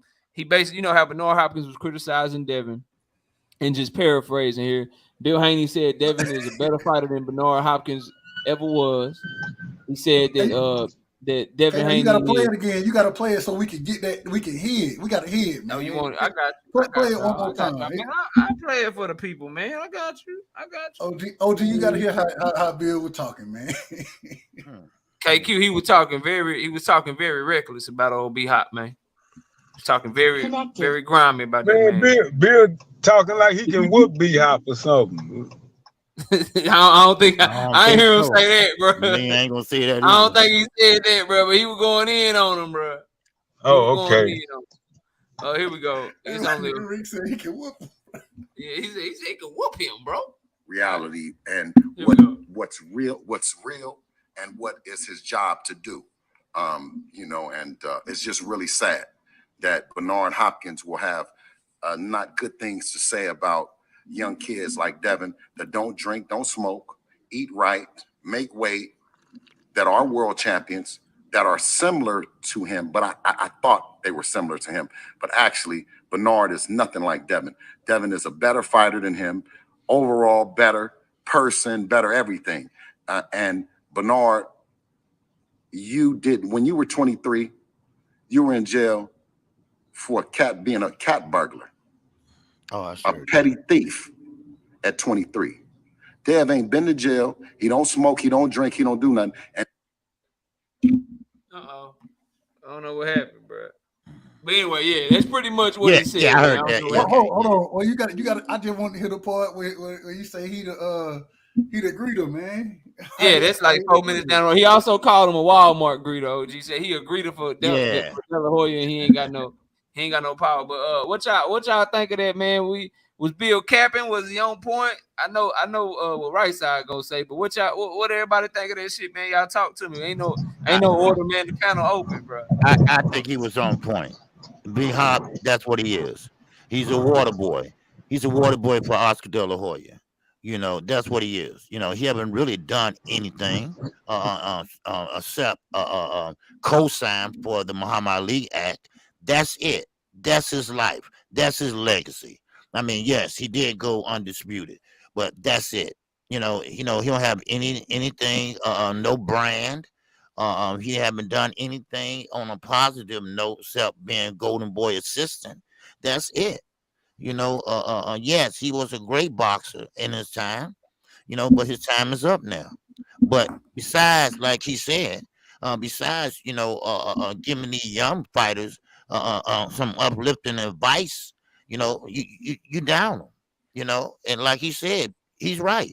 What was you doing at that age? You was in jail for stealing a damn candy bar, so, and I'm just exaggerating, but I'm just saying it was a petty thief. Theft. So, I mean, it is what it is. So, sometimes, if you can't say nothing good at all, then, shut up. Yeah. And I know what he's doing, because, sometimes jealousy is a strong emotion. And he got a very, very jealous heart, Yeah. So, yeah. So that's all I got on that. Right side, talk to me, man. I know you was talking a lot in the chat, man. What you got on everything you heard, man, with Bill Haney, man? Him over there lying, talking about Devin better than Bernard Hopkins, man. You talk to me, man. Man, listen. At this current stage of Devin's career compared to B Hop's stage in his career, Devin is better right now. And I can say that for a fact. Come on, but that ain't what Bill said, man. Hold on, brother. Hold on. That ain't OG what he is, said, bro. the You OG is absolutely correct. He is you'll absolutely spin a correct. narrative anytime you get a chance. Wait a minute, I ain't spinning nothing. I damn. just told you what was said. Listen, at the end of the day, like the OG said, man, Bernard Hopkins, you feel me? He hating right now. It ain't nothing about it. It is what it is. The brother, he's not contributing in a very positive manner to the sport of boxing. Okay, and so at the end of the day, what Bill and Bill came out to defend his son. That's what he did. What you want? You tell me any fighter that Bill gonna say is better than Devin. You tell me one. He not gonna say that. Nobody, So man. I thought he was I thought he said we're supposed to uplift everybody, man. We're supposed to uplift.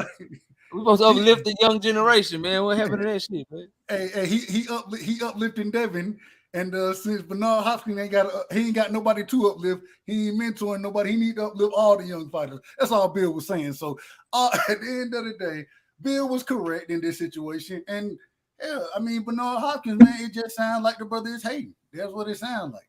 Yeah, I got you. Daniel, what you got, man? I mean,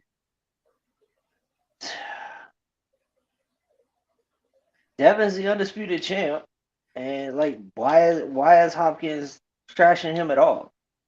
But I mean, when you look at what he's saying at this stage in his career, he's right. He's way more accomplished than Hopkins was. Now he hasn't matched what Hopkins did for the entire career.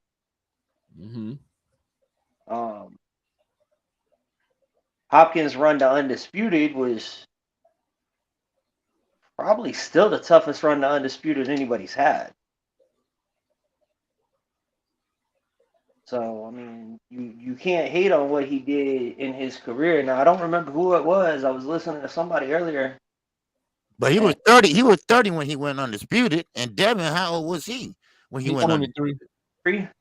Yeah. But here's the reason I said in this part of his career. Somebody in Philadelphia I was listening to earlier just talking about like Hopkins doesn't really do anything for the city, and he doesn't really back anything. And I mean, I said that shit earlier this live too. Yeah, I'm with that. I agree with that shit. I ain't seen him do shit with nobody from Philly, bro.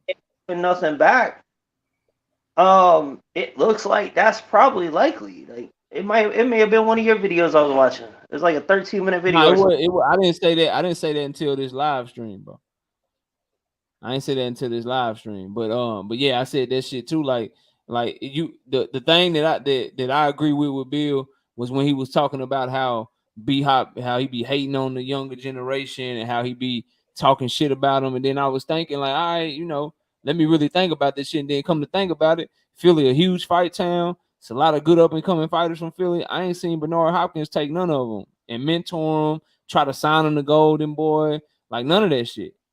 And so like I felt what Bill was saying, bro, and I brought that shit up, earlier this live. But yeah, T Word saying that's Greg Hackett you talking about. He be doing interviews with that brother YSM Sports Media got a real good channel. Yeah, so he said that shit. And Greg Hackett from Philly, bro. Yeah, he's from Philly, bro. So if he's saying that shit, then I mean, come on, man. It got to be some validity to it. We can't just gloss over it. You know what I'm saying? I'm from Texas, so I'm on the outside looking in, just giving my opinion. I'm in Dallas, Texas. I ain't over there. I ain't never seen them do no shit. So that's why, hey man, you talking all this shit about Devin and shit, man. But what you doing? Like who you got under your wing? Do I see you on camera having any conversations with Gerard and Ennis, giving him any kind of pointers and shit? Have I seen you? You know what I'm talking about? Giving some pointers to the homie Stephen Fulton. I ain't never seen you doing that shit. That's why I said something. And I'm from the outside looking in, but you got a dude in the city who does a great job. Greg Hackett, he do it, man. Every time, you know what I'm saying, he say something, it sound good when I listen to him. So you got him saying that shit too, bro. Like, hey, it got to be some validity to it. So I'm not mad at it, bro. I'm not mad at it at all. I just the part that lose me is when we try to look down on people, but we do the same shit. So I felt everything Bill Haney was saying, but when you start talking about uplifting people and we supposed to uplift our own and shit, then bro, you got to really be about that shit. And Bill Haney is gonna uplift Devin. He's gonna uplift Bill, which is okay. Just say that's what you about and say that's what you doing, but don't Don't act like you uplifting the entire all the boxing and you got nothing but positive shit to say about everybody, that's in the sport of boxing. Nah, bro, you be going in on people the same way Bernard Hopkins be going in on people. You just didn't like it because he was coming after your son, but you go in the same way and you talk shit about everybody. But he's supposed to defend his son, so ain't nobody got nothing negative to say about that. Let's go here, bro. Talk to me about who the best lightweight at 135 pounds is, man. Because that's what we were talking about earlier. And now that we got the panel open and shit, and anybody can come up here if you want to as well. A lot of people say that Devin Haney is the best. A lot of people say that Tank Davis is the best. Some people will probably argue for Shakur now that he's in the division. Is there a clear cut best? If so, who is that? Who is that guy? Right side, talk to me, bro. Why should we? I know you think Devin is the best. Why should we believe that, bro? But see, Why is that where we at? Exactly how you brought it down or broke it down earlier. If going by your logic, we can't say everything is an opinion when we talk about who's the best. I can give you my reasoning on why I think Devin is the best, but then we've done that multiple times, right?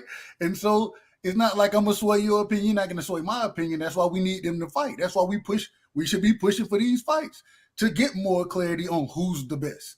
And so even though I feel Devin is the best, I can't say who's the best until they fight. I really can't say that. It's an opinion. At the same time, it's all everything that we talk about when we talk about fights and how we see them playing out is opinionated the majority of the time. And so even then, I brought this up earlier when if we say right now the winner of Tank and Devin, that's the best 135 pounder, then Omega Red gonna tell me nah, because Devin and Tank ducking Shakur, so Shakur's the best. And the same thing when EJ and Bud, if they end up fighting, which we want it to happen, we don't think it will, but if that fight ends up happening, then you're gonna have somebody out there that's gonna be sitting there saying, well, in my opinion, what's his name? Boots is the best. And so at the end of the day, bro, it's always gonna be when we come to that conversation of the best, that's a very opinionated question. That's why belts matter. You go get belts to prove that this is the championship in the division. And so now everybody who is quote unquote the best need to come and get the championship to prove that they're the best. That's why belts matter. Okay. All right, y'all talk to me. Somebody else talk to me. Well, I can clearly say that, okay, belts, yeah, they do matter, but you can have a belt and still it's another guy in the division just as bad as you. They just didn't have that political backing that you had probably. Let's say that another guy came up from the mud and had to struggle, but you had it easy. But you got the belt. But he's better than you, and he don't have the belt. But I can say this, at 135, I would say Gervonta Davis is the best at 135. I can say that. Now, Devin can use his jab, and he can use his jab on Gervonta Davis, but he got something to negate that. He got something to stop that jab. Then maybe Devin can try to fight him on the inside. Well, good. That's what Tank won't. Come on and fight on the inside. Open up so I can open up on you. See, you're going to have a plus, and you definitely going to have a minus. You see? Yeah, that's why I can say, see, Gervonta Tank Davis, now, you can see that he pretty much does it all. He can box. He can brawl. He can fight on the inside. He don't have longer arms, so that's why he have to get on the inside and get under that jab. And then he go to the body chop, or just that straight left hand going down the pipe. So there you can say that. Now, all that lateral movement, all that movement and the jab, that ain't going to win your fights, baby. You got to have the whole package. You got to have the whole package. And when the last time we seen somebody with the whole package? You don't have to hit hard. No, you don't have to hit hard. But you got to have a chin. You got to have a chin, and Tank got a chin. We've seen the sparring matches. We've seen him being that dog, but do Devin got that dog? Can he be that dog? Yes, he can. But who is the best dog? See, that's one thing about it. See, when you grow up in different sides. This is outside the ring. When you grow up in different ways outside the ring, like one guy said, Bill Haney had money when I didn't have money. You see, Bill Haney had money. I didn't have money, but my son is a better fighter. You know, I'm just throwing this out here, right? But he had the better opportunities than my son had. But you know, when we got in sparring, my son, you know, beat them because see, you know, sometimes people have a better way to the belts. You know, they have a clear cut straight, and that's what's wrong with the young lady Meyer. She had everything, opportunity in the world, but she can't stand Bargardner because Bargardner had to go from the mud on up and been undisputed. Now she about to have a fit because she was the Olympian. Oh, she had the contract waiting on her. She had top rank waiting to sign. You know, all that. But then here come a girl from Detroit, Michigan, well, actually from Ohio, but from Detroit, Michigan, came in there and whooped her butt. You know, so that's how I look at it. You know, so right now I have to say Gervonta Davis, you know. So yeah. My whole thing with it has always been, bro, we gotta see, bro. Like we gotta see. Everybody got their opinion until the fight happened. The shit that I take issue with is people just calling Devin Haney the best and stating it like it's a fact. Like you can have your opinion, but we can't say, oh, he the best, and you gotta respect him as that. And if you don't call him the best, you a hater because he's undisputed, and that means you the best, bro. That shit is not true.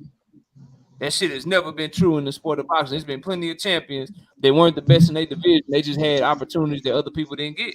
And so that's why I'm on team. We need to see the fight because I got my opinion. Everybody got their opinion of who they think will win the fight and all that shit. Buddy that had the best was trying to fight Tank, and he wasn't trying to fight them. Now that was Floyd. A lot of that was trying to hold on. Who was trying to fight Tank?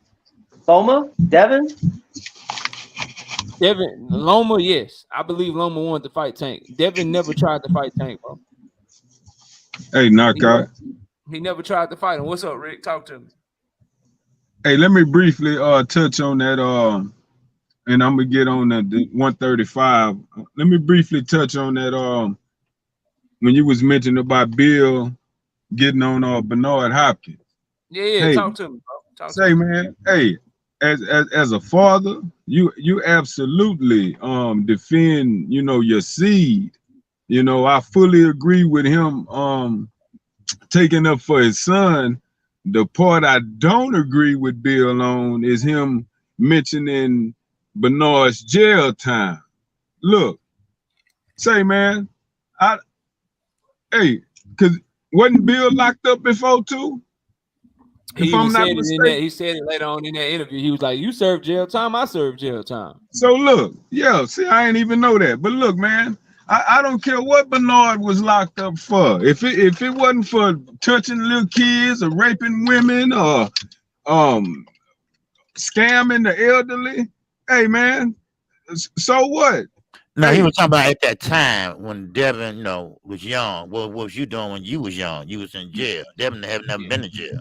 That's what he was trying to say. That's all. Yeah. But still, hey man, you leave that jail stuff out. You stick to the boxing. Stick to, you know, picking on somebody your own size or whatever. But as far as, you know, I'm gonna ride with Tank being number one at 135. You know, just his aura alone. You know, he got the power, he got the quickness, he got the ring IQ, the intangibles that Tank bring has the Mike Tyson aura with me right now. I'm on the edge of my seat every single round, every single second, anticipating what Tank gonna do if it's gonna be a knockout tonight. You know, he has that effect, and that's the Mike Tyson effect. You know, very few present day boxers have that type of capability. So Dev, Shakur, hell, Frank Martin, you know, a couple of these young guns coming up, Keyshawn Davis and all them, I don't see any of them handling Tank right now. So give me Tank over everybody. I type that every damn day. So give me Tank, man. Yeah, you always type that shit, man. And shout out to my brother True Speaks. He say Tank fights bums. Sorry, he has never been in a 50-50 fight.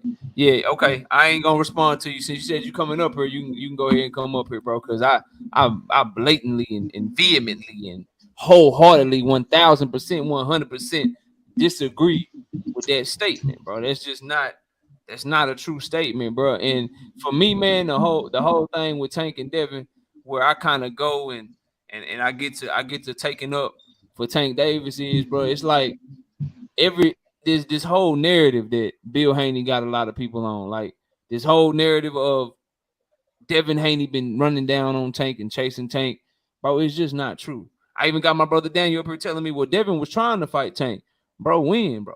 When was Devin ever trying to fight Tank, bro? And it's a serious question, bro, for anybody. When did he try to go fight Tank, bro?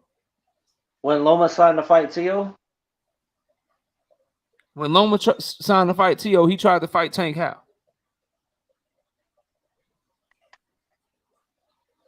I mean, he calling him out, telling him to send a contract. Tank wouldn't do it. I'll be right back. All right, KQ, I'll holler at you. And that's what I'm saying right there, bro. He calling him out, and just because he say that mean he chasing the fight, bro. That what you telling me? Now, granted, Floyd has a hit. Floyd wasn't gonna let Tank fight any big name outside of the money team. Just like Oscar trying to stop Ryan from fighting anybody dangerous outside of Golden Boy. Same scenario. So I mean, really, to see how Tank really feels about it, you got to see how he reacts after he left Floyd. And so far, how he's moved since he left Floyd is completely different. I agree with that part of it, but I'm trying to figure out, what did Devin do to get the Tank Davis fight, bro? That's what I'm trying to get somebody to tell me. I mean, what can he do? All he can do is ask him to send the contract and call him out. He did that. What else can he do? Why would you do that when you was just on the same? Like, here's my thing, bro. Like, if I say I want, and this is where, like, I really like sit down on this point and try to drive it home, because I don't think people are really catching it the way that they should catch it, because it really should end the conversation, right? Like, so if I'm saying I won't smoke with you, Daniel, if I'm saying I want to debate you or talk boxing with you or whatever the case may be, I got an issue with you, so I want to pull up and I want to do it, and I know where you at, and you and I are both on this panel together, and I say, man, I won't smoke with you, and then as soon as I say I won't smoke with you, I catch ghosts and I leave the motherfucking panel, bro. I go to another panel and go talk boxing with them. How am I chasing you? How am I showing that I want to fight, bro? And when you look at Devin Haney, bro, his words, they be saying that shit, but when he had the opportunity to re-sign with Showtime and stay with Showtime or go over to the Zone, he went to the Zone to get that bag while saying he still wanted to fight Tank Davis. When he had the opportunity to chase those belts and sign with Kambosos or explore what a deal with the PBC would look like, he went and he chased those belts with George Kambosos. Now, you want to talk about Devin Haney running down on Ryan Garcia? I fucking agree wholeheartedly. You want to talk about him running down on Teofimo? I agree wholeheartedly. You want to talk about him running down on Kambosos?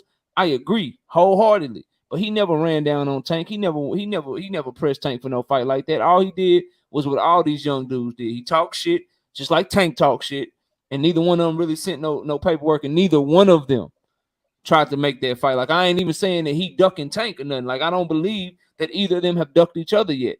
But this notion that he just been chasing Tank and shit, bro, that's not reality, homie. Like, that's not what's been happening if you really been paying attention. Let me catch these super chats and I'll let you respond, bro. Matayo L with the $5 in the super chat says Oscar De La Hoya reacts to Tank guilty plea. Says Ryan Garcia fight still a green light. We'll see when he gonna send that contract back. And shout out to my brother, a Resilient Dad, with the $50 in the super chat coming through heavy. You say tapping in from the Bay. Yes, sir. Appreciate you, Resilient Dad. Thanks for always showing love to the channel, man. Go ahead, Daniel. Then I'll pass it to Spitboxing TV. But go ahead, bro. Changing channels, like he didn't sign a lock contract. Like, he was open to go wherever he wanted, and that's why he could go sign that 3 to 4 fight deal with Top Rank, because he wasn't actually bound to contract with the Zone. He was working with him on a fight by fight basis, so he was still wide open if he could have got the fight with Tank. And I'm not saying Tank when he first went over there, they didn't say shit about no fight by fight. They said that shit after he became champion and shit. At first, he was signed to the Zone, bro. and Matchroom and Eddie Hearn. They redid his deal after a few fights. When he was fighting Abdulaev and shit, and I think the dude's name was Moran, if memory serves me correct. When he was doing those fights, it didn't do that. He didn't start talking about no fight by fight shit until after he got elevated to champion, and I think after the Gamboa fight. After the Gamboa fight, that's when he started talking about, I could go here, I could go there, I could do this, I could do that. But when he first went over there in 2019, he signed exclusively to DAZN for a certain number of fights and a certain million. They had to redo his deal in like 2021. It was either early 2021 or late 2020. I can't remember when that Gamboa fight was, but that's around the time he started talking about, I can do this, I can go over there. I'm not signed directly to DAZN anymore. The reason he put anymore at the end of that shit, because when he first left Showtime, he signed directly to DAZN because they was offering that bag. And go get your money. Like, that's the thing, bro. Ain't nobody saying that the man shouldn't get his bread. Go get your bread. But don't go make a bread move. Go get your bread. And at the same time saying that you running down on and you trying to chase the dude that was just where you just left, bro. Like that's like, no one's mad about the bread. Like, I want to make that clear. Get your money, bro. I want everybody to get their money, but you can't be running down on somebody. I'm back. You can't be chasing somebody in one breath, but then in the other breath, you just left where they was at. That makes no sense. I agree, man. That's just like the Terrence Crawford, Errol Spence situation. On the thing about who would win, he bring up the Mike Tyson analogy. Mike Tyson fought one really good boxer with a good reach advantage and a great jab, and that was Lennox Lewis. And that's the same situation here. You got a great jab, a great boxer with great footwork, just gonna try to stay on the outside and beat him with that jab. Hey, KO, I can respond with your question. Yeah, y'all go ahead. Spit TV, let's Spit TV talk, and then we go to my brother, the boxing fan, bro. Y'all go ahead. Yeah, I was just saying, like, you know, that's the same analogy as like a lot of Bud Crawford fans trying to say EJ been ducking him for such amount of years when he was with Top Rank the whole time. We got you know, if Devin wanted to fight Tank, you know, he could have visited, he could have had a stop over there at goddamn Showtime and made the fight happen. You know, the main time I heard Devin calling out Tank and Bill, you know, it was blasphemy for me, you know, is when he was contract obligated to fight Kambosos again. We heard Bill Haney calling Tank a duck and all, calling Tank a duck and all this, but he had a fight on the table, so we knew that wasn't gonna happen. We knew that wasn't gonna happen. So I don't know. I ain't saying that Tank. I ain't saying Devin was ducking Tank at no time, but I ain't seen him like aggressively trying to get this fight made. I ain't seen that, you know. I can't say that. All right, before we go to the woke boxing fan, I just want to read this to y'all. The deal that he signed with Eddie Hearn in Matchroom was the same co-promotional deal that he signed to Top Rank, bro. It wasn't no deal where he could bounce around. This is him. This is his statement. When he signed to them in 2019, he says, I'm excited about my multi-million-dollar partnership with Matchroom Boxing. All this hard work is finally paying off. This is a huge chapter in my career. I have a co-promotional deal with Matchroom Boxing. Eddie Hearn is the perfect guy for me to go into business with. While Matchroom will provide the infrastructure, together we will select the best opponents to showcase my talents in the sexiest cities in the world. I am the future of the sport, and without a doubt in my mind, I'm going to continue to set the boxing world on fire. Matchroom and DAZN now have another superstar, me. So this whole thing where he could go and do all this shit when he first signed, bro, that's just not the truth, fam. That's just not what happened. Like, people have certain selective memories and shit when it comes to that. He did not, when he first went over there for the first 2 years, 2019 and 2020, he could only fight on DAZN, bro. That's why they had to overpay his opponents, dog. That's why they had to overpay his opponents, because he could only fight on DAZN and nobody was going over there. But all right, I mean, go ahead, bro. Talk to me, woke sports fan, man. Salute to you. Welcome to the panel, bro. I'm glad you came up, man. What you got for the show, bro? Yes, sir. Yes, sir. But my main thing, man, just talking about who the best fighter at 135 is. I guess right now, since they haven't fought, so we can't really say with any certainty who is really better. But the way I look at it, man, right now, currently, and I'm not gonna say a lot of fights. There are moments in Tank Davis fights when I watch him that he can get outboxed. Now he may be setting something up, and he always usually gets him out of there, right? So respect to that. But even when we used to watch Tyson fight, right? And shit, I'm young, so I used to go back and watch the YouTube videos and analyze it and all that. But even like the Tony Tucker fight and the Quick Tillis fight, it was things in them fights when Tyson in points was losing, right?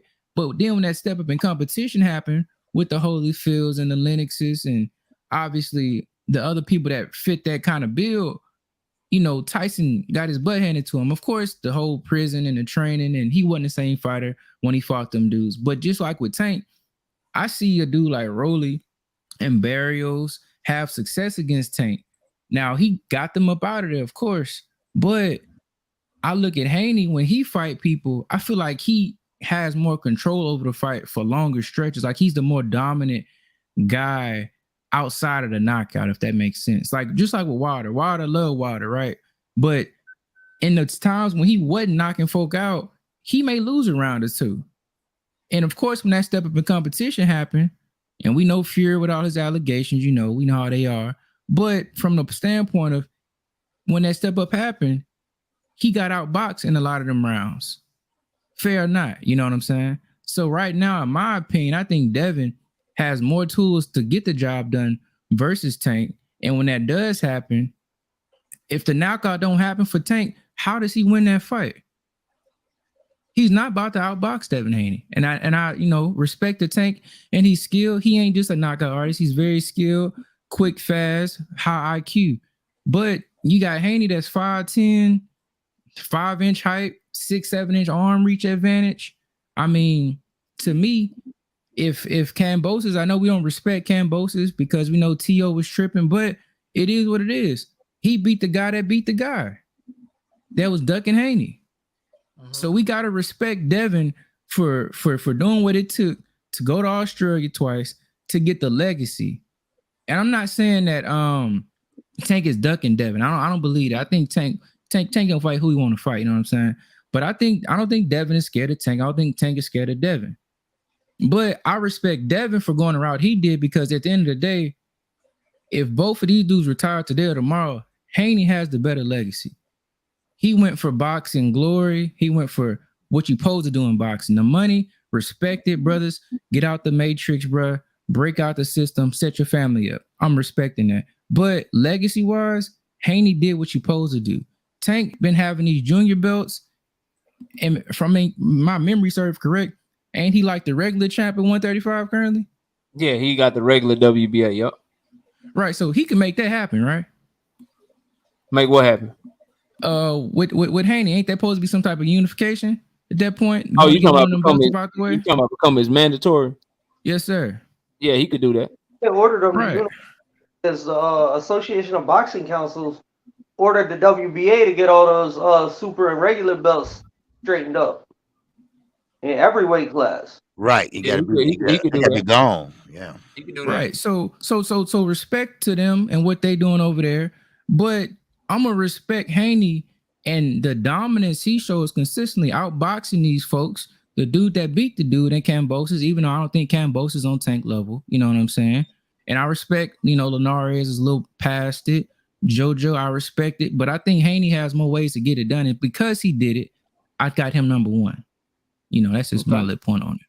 No, I ain't mad at that, bro. You made a lot of good points. I would just say about Tank being outboxed and shit. I don't think he was getting outboxed by Barrios. I thought Barrios was competitive, but I don't think he was getting outboxed. And I don't watch Tank Davis fights like that. Just like I don't watch. It's like, let me see. It's like watching Devin Haney and expecting a knockout. You know what I'm saying? Like you can't watch everybody the same. So when I'm watching Devin Haney fight, if I see somebody that's running up rounds on him, then I'm gonna be like, damn, bro, Devin in trouble because I know he ain't a knockout artist. But if I'm watching a Tank fight, I'm like, oh, he catching them clean by the third or fourth round. Shit, it's only a matter of time. Rounds be damn. If he catching you clean and getting your timing down, then shit, this fight about to be over pretty soon. So I don't watch all fights the same because I think as a fight fan, you do yourself a disservice. So while Barrios might be more competitive, against Tank, then maybe he'll be against Devin trying to box with Devin. I don't think there's any way in hell Devin Haney can get Mario Barrios out of there. It just depends on what you like. Even though Rolly might not even have a single solitary second against Devin Haney, maybe he'll never push Devin Haney back in the fight because Devin is so long. I also don't think Devin Haney can catch Rolly with one shot and put his lights out and set up a knockout the way that Tank Davis got. So they got their own strengths and their own weaknesses. For me, it just comes down to Tank Davis. Maybe he don't have the reach, or he don't have the jab, or he doesn't have the length. But I know that he's better than JoJo Diaz, and I know that JoJo Diaz caught Devin Haney with many left hands. And I know that if Tank Davis catches him with that left hand, not if, more likely than not, it's win, because he's the most accurate power puncher that we have in boxing. Devin Haney ain't surviving that shit. Like it's not gonna go well for him. So to me, bro, breaking them down, I'm looking at two fighters. One of them got to be perfect the whole fight. The other one don't. And the other one, to compare him to Deontay Wilder, no disrespect to the Bomb Squad, bro. No disrespect to anybody that rock with Deontay. They miles apart. They boxing skills between Tank Davis and Deontay Wilder couldn't be further from, like, they couldn't be further apart. So he has that power, but it's not just in his right hand, and he can set his shit up better. He's a better counterpuncher, just far more skill. So when it comes to the best and shit, like, again, bro, everything you said, I respect, because it was a lot of good points. So I mean, it's just how you see the fight and how you break it down, and hopefully we get to see it and see who's right. Now, the point about the WBA, then I want to let Grindhard get in here, and then I want to let Truth Speaks and Warren. I want to let everybody get a chance to talk. The part about the WBA, that's not a good route to me. Like, everything you said, like, he could do, but then that would be putting the power in the sanctioning body to make you the B side when you know you the clear A side.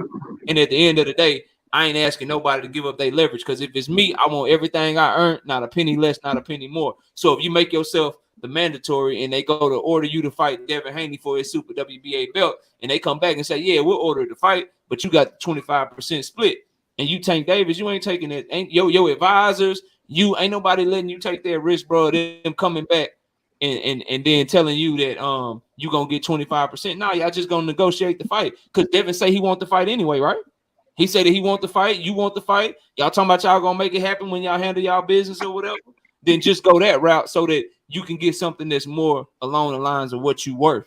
Because going that whole mandatory shit, that never made sense to me. That's like if somebody made Canelo Alvarez the mandatory for somebody else, and he like, yeah, I'm just gonna order the fight, and then they say, Canelo, you get a 25% purse split or some shit. Ain't nobody asking no A-side fighter to do that, bro. So I ain't asking that shit with Tank. Like, if they gonna make the fight, they need to negotiate that shit. So the WBA shit, I was never on board with that, and I still stand by that. But I loved your breakdown, bro. And you clearly know your boxing, so I hope you'll continue to visit the channel. Grindhard, what's up, bro? What's good? I just, my thing about the lightweights is I just think it's unfair that Tank gets all the credit, and he doesn't have to fight nobody. I mean, Haney's been wanting that fight for a few years now. He's got 4 whole belts. Just because Tank sells tickets and get knockouts, people, I think that's sending a bad message to boxing fans, as hardcore fans, trying to push Tank as not to cut you off, bro, but where's all this credit that Tank is getting, bro? Like, everywhere. If you look at all the polls, even with thousands of votes, they got Tank over Haney at lightweight. Okay. He's got, like we said, he got the WBA regular. Haney finna be at the division a whole nother year, and Tank is finna make no effort into making that fight. And that we don't know that. If he do that split thing is an excuse, because if he was to get Haney mandated, Bill Haney, they said they ain't gonna take the bigger split. They know Tank the bigger draw. They can renegotiate that. Of course he did, because he's in a position of leverage, bro. Of course he's gonna say that. Because then when they ordered Canelo just challenged Bivol for his belt, he still got the bigger split. Yeah, because Bivol never did. Like, bro, you just negotiate the fight. Like that whole they just negotiate the fight. If you gonna give them, if you willing to do that shit anyway. If you're willing to do that shit anyway and you want the fight, why does somebody have to go get it mandated for you to negotiate with them? Just negotiate the fight, bro. Yeah, Just but negotiate like the fight. Haney's not finna get the fight that way if he just calling up Showtime and plus he got one fight left with Lomachenko. Does he really have one fight left? I've read one and I've read two, so I don't know. That's the other part we don't know. Like, and that's where I kind of flip it. I'm like, bro, if he got like multiple fights left and they've been talking all this shit, knowing that they got to be with Top Rank for a few more fights, bro, that's some capping ass shit, bro. That's why, and this is where I'm at with it, Grindhard. And just so you know, I'm giving smoke to whoever. To me, this whole shit been Errol Spence and Terrence Crawford this whole time. Up to this point, Devin ain't duck Tank. Tank ain't duck Devin. If Tank beats Ryan Garcia, he said, I'm sending you a contract. I want to fight Devin Haney next. Devin Haney and Bill Haney been telling us this whole time it's only 3 fights. So they supposed to be free after they get done with Loma. If Tank Davis don't do what he said he gonna do and send that man the contract, I'm looking at him sideways. And a lot of people that are agreeing with me tonight are gonna be on my helmet. And they ain't gonna like what I have to say. And a lot of people that are disagreeing with me tonight, I'm all of a sudden gonna become the realest in the world because I'm be going at Tank Davis for not doing what he said he gonna do. We about to get Errol Spence and Terrence Crawford to where we gonna know what's what. We gonna know who ducking who real soon. Now, if Devin Haney, for his part, if we find out before the Loma fight that he done re-signed the Top Rank, if we find out before the Loma fight that they got options on him at 140 and shit, and he got multiple fights left on this deal, then we gotta look at Devin like, bro, why you been talking all this shit and you know they had all these options on you and they had these plans for you and shit. What we doing? Like what? Like why you do that? So we got to keep it. We got to keep it real all the way around, bro. Shout out to DC Dre with the $2 in super chat. Say, who is Haney fault?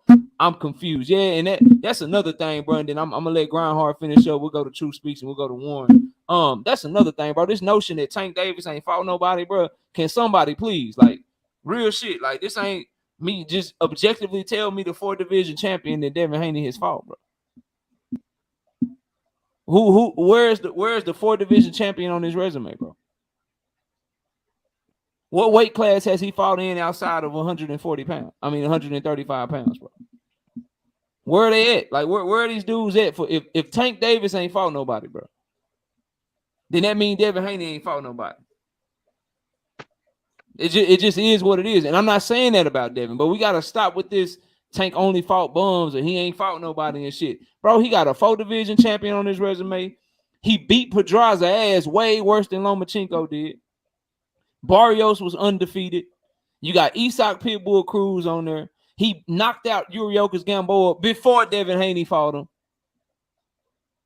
Like, let's keep it 100, bro. Like, if Tank Davis, like, now Devin got better accolades, but when you talk about who they actually fought, like, come on, bro. We can't, like, if you gonna call his resume trash, that's like you calling Devin Haney resume trash. Because say what you want, but Tank Davis done fought better competition. Now he done had more time. I ain't gonna disagree with that, but he done fought better competition than Devin, bro. But Devin can change that. Once Devin fight Loma, then he got the better resume, hands down. It's not even close. So he one fight away from having a better resume. But right now, as we stand, we can't act like Tank Davis fought bums because all I got to do is say Leo Santa Cruz, 4th division champion, beat everybody he ever been in the ring with. Who Devin fought that's that accomplished, bro? And went down to their weight class to do it. Was at 135, dropped weight back down to 130 to do it. Fought him at the weight class that he was champion in. Didn't even pull him up to 135. Went back down to 130 to fight him. And then jumped up to 140 to fight a regular champion Barrios, bro.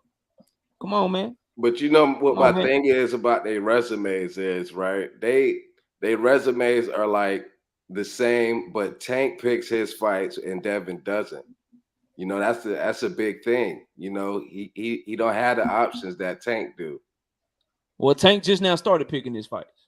And after this Ryan Garcia fight, all this money is that's no more of an excuse. He done made all the money, you know. 100%. And Devin Haney, he finna go on pay-per-view. You know, his I hope it said well, bro. Cause that way I don't want no bull. I hope it said well and it makes the Tank fight bigger, bro. You know, a lot of people feel like Loma got a big chance. I think that can go over 200. So Tank ain't gonna have that excuse either. So where's he gonna go after Ryan Garcia? He has to go to Haney because that's what he said, bro. And Haney gonna be there all 2023. He has to try to go to Haney because that's what he said. But I just need my brother Grindhard, Sports Nation. I need you to keep that. See if Devin Haney re-signed before they can even negotiate, or Bob and them got options on him, and he got 4-5 fights at Top Rank and shit. We just gotta. I'm gonna make sure I keep the same energy. And if Devin become free and Tank don't send him shit, I'm on his helmet, bro. I'm on his helmet. I said, but can't they get past the promotions if he gets it mandated though? Say what? Yes. If it gets mandated, then it goes.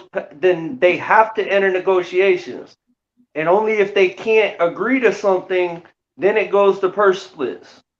Yeah, that's how it works. Let me shout out to whatchamacallit with the $5 in super chat. Says Top Rank have options on winning the belts, defend the belts, where clauses renew on fights when you keep the belts. Yeah, that's what I'm saying, bro. They like, dog, I gotta see what happens next, bro. And then shout out to Kilo Needle with the $5 in super chat. Says go look at Haney's opponents and look at Tank's opponents. Devin's opponents are far worse than Tank's. I think he meant Tank, but he said Devin. Devin's opponents are far worse than Tank's. Pitbull can beat everyone on Haney's resume. That's a matter of opinion, but I see what you're saying, bro. Like it's clear as of right now, Tank Davis do got the better resume, but Devin Haney changes all that shit the moment that he fights Lomachenko if he fights him. Let me go to True Speaks, man. What's up, bro? What's up to the panel? Appreciate you having me on, KO. But I gotta disagree with you. And it's not that I think Tank has a worse resume than Devin. I think their resume is comparable, both trash. But you when we bring up Leo Santa Cruz, that was a good fight, but going into the fight, the money line wasn't even a 50-50 fight. They had Tank as the majority. I'm talking about as far as going in, not necessarily what the fight became. You feel me? But like we bring up Santa Cruz, bring up Gamboa, which we know what Tank did to him. But other than that, I mean, we can't really say too much on his resume. I got you. Real quick. Educated Jab, bro. Go look it up, man. Who was that, bro? God damn. Leo Santa Cruz beat Miguel Flores for the Super WBA 130-pound championship, bro. He beat Miguel Flores, was the dude. Now he beat him for the 130-pound championship, and then he tried to defend his belt at 130 pounds against Tank Davis, bro. Go look it up. That's what made him a 4-division champion, bro. He was champion at 18, 22, 26, and then he got that belt at 30 for his 4th division. Tank went down to 130 and took that belt from him, bro. Go on. Let me know if I'm wrong, because I ain't got time to look it up, but I'm about 99% sure, bro. No, you're right. It was for the super feather and the WBA. Yeah, but to respond to what you were saying, bro, like again, they not comparable though. They not the same. Like Devin Haney, bro, he got an okay resume. I'm not shitting on it, but Tank Davis, bro, his best wins, bro, are better than Devin's. Like Isak Pitbull Cruz, who do you want to compare him to on Devin's resume? Like let's go line by line. I'm sorry, who's that? My bad. Said we gotta respect Camboso. So I ain't disrespecting Cambo, but let's add them up. So Leo Santa Cruz, who is your comparable person on Devin's resume to match Leo Santa Cruz? We can say Linares. All right, so you're gonna say Linares, but we gotta take into account. Matter of fact, Linares that was his natural weight class at 135. So if I'm saying Linares was unified at okay. I got you. So, but Linares, so when Leo Santa Cruz and Tank fought, Leo Santa Cruz had never been knocked out, and he had beat everybody that he had ever been in the ring with. He had one loss, and he went back and avenged that loss. When Devin fought Linares had already been knocked out multiple times. But it's whoever the best lightweight, though. That fight wasn't that lightweight. Neither was Tank's. Tank's fight was at 130. Yeah, we talking about who the best at 135 right now. We talking about their resume. That's what he said. We're talking about their resume. But if you're moving down, if you're not fighting at your natural weight class, then his natural weight class is 126. He started his career at featherweight. Well, whose resume at 135 is really so motherfucking major, y'all? Like really, like Boa probably. Well, who's left at 135? Who really got a major motherfucking resume that stands out that anybody that it gives pause to you like shit? They take on all comers. Lomachenko and Teofimo. Gumbo. And look, and Teofimo resume at 135 only good because he fought Loma. Loma is the only one who really got some names He on his fought Kobe. resume. But how many people he pull up from smaller But hold divisions up, to hold beat up. up? I want to do this exercise. I don't want to take away from the conversation. I got to get Warren in here and then 817. You know, you got it, bro. But so we talking about their resumes and Tank's resume is not that much better than Devin's. Okay, bro. Let's break it down. So Leo Santa Cruz, you give me Jorge Linares. Okay, so who you got for Isak Pitbull Cruz? Who we matching him up with? Probably Cambosis. Pitbull Cruz lose to most technical fighters. He just a wild come forward with the hook. That's cool. He I ain't ain't got saying much he beat him. in I ain't bag. saying he beat him or not. I'm saying who's comparable. Who Pitbull Cruz? Who on Devin resume matching up with him? I'd probably. I mean, you could probably go Cambosis. Okay, so we going Cambosos, and now and that's it. Because now you're out of Devin Haney opponents. Because now I'm about to start. Now I'm about to ask you. Okay, cool. Who we matching up with? Pedraza, who was an undefeated champion at the time the Tank fought him. Who we got from Devin resume that we matching up with Pedraza? You already got rid of Cambosos. You already got rid of Linares. Who we matching up with Pedraza? He beat Cambosa twice though. You got to count both now. They knocked out. They knocked out. They knocked out. Yeah, okay, you talk to me. Yes, sir. Michael Michael Williams Jr. won't be fighting AB. He has an injury, so just Are you serious, bro? Yeah, just let y'all know that. Was it like his 8th opponent or some shit, man? God damn, KQ, why you do that to us, bro? Yeah, I just got a text about it. BLK might as well cash out with bro. Might as well forget that fight. It's 9 days from the fight, bro. Yeah. He heard it in sparring. That's the best thing for him. Why is he still sparring right now? AB was finna I look don't know. good He should be against him. weight AB cutting was right finna now. knock him out. Because he was finna get his ass whooped, KQ, like I've been telling you. Sparring 9 days from their fight. Am I He should be weight cutting by now. I don't know why he's sparring. Man. Yeah, that was terrible. That's fucked up. All right, let me get to Warren. He been quiet. Warren, talk to us. How y'all brothers doing today? Chilling, man. What's up? Well, it's all good. I'm not gonna get into the resume because it's all subjective. It depends on what type of style of fighter you like, and I think that most of these fighters who decide to get in that ring and that 4 squares are comparable matches. Now, one may be better than the other, but my question is, how do we come up with who's a bum? Why is it that these fighters got to have a bum? They fighting bums all of a sudden. Everybody's fighting a bum. So at 135, who's supposed to be the top 5 guys at 135 that you say? Okay. Top 5 fighters at 135. I'll go Tank Davis, Devin Haney, Abdullah Mason, Lomachenko, and then I'll throw bro. Frank Martin. Frank Martin, Shakur Stevenson, man. Shakur Stevenson, Raymond Muratalla, Carlos Valderez. Shakur has not fought at 135. We cannot count him in there yet. He's at the weight arc. But he tried to fight everybody already. No, I tried. So my point is, not to get off track. Are we going skill set? Are we going skill set? It don't matter. Just who you think is the top 5. Who you think is the top 5 go getters at 135? Based on their boxing skills. It don't matter who you think is the top 5. All right, so this ain't nobody else. It don't matter what you think is. Don't shoot them. My top 5 at 135: Tank Davis, Abdullah Mason, Devin Haney, Keyshawn Davis, and Raymond Muratalla. That's my personal top 5. Okay, so out of those top 5, did Devin Haney or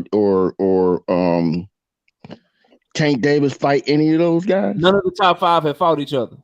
Okay, so it's all subjective at this point. So nobody, until you figure they fight those top 5, them, you can say, okay, man, this dude got the goods. Because, I'm a little old. I'm around 55, so I'm used to seeing, the hagglers and stuff. They getting in the mix at some point in their career. They they laid it all on the line, win, draw, or lose.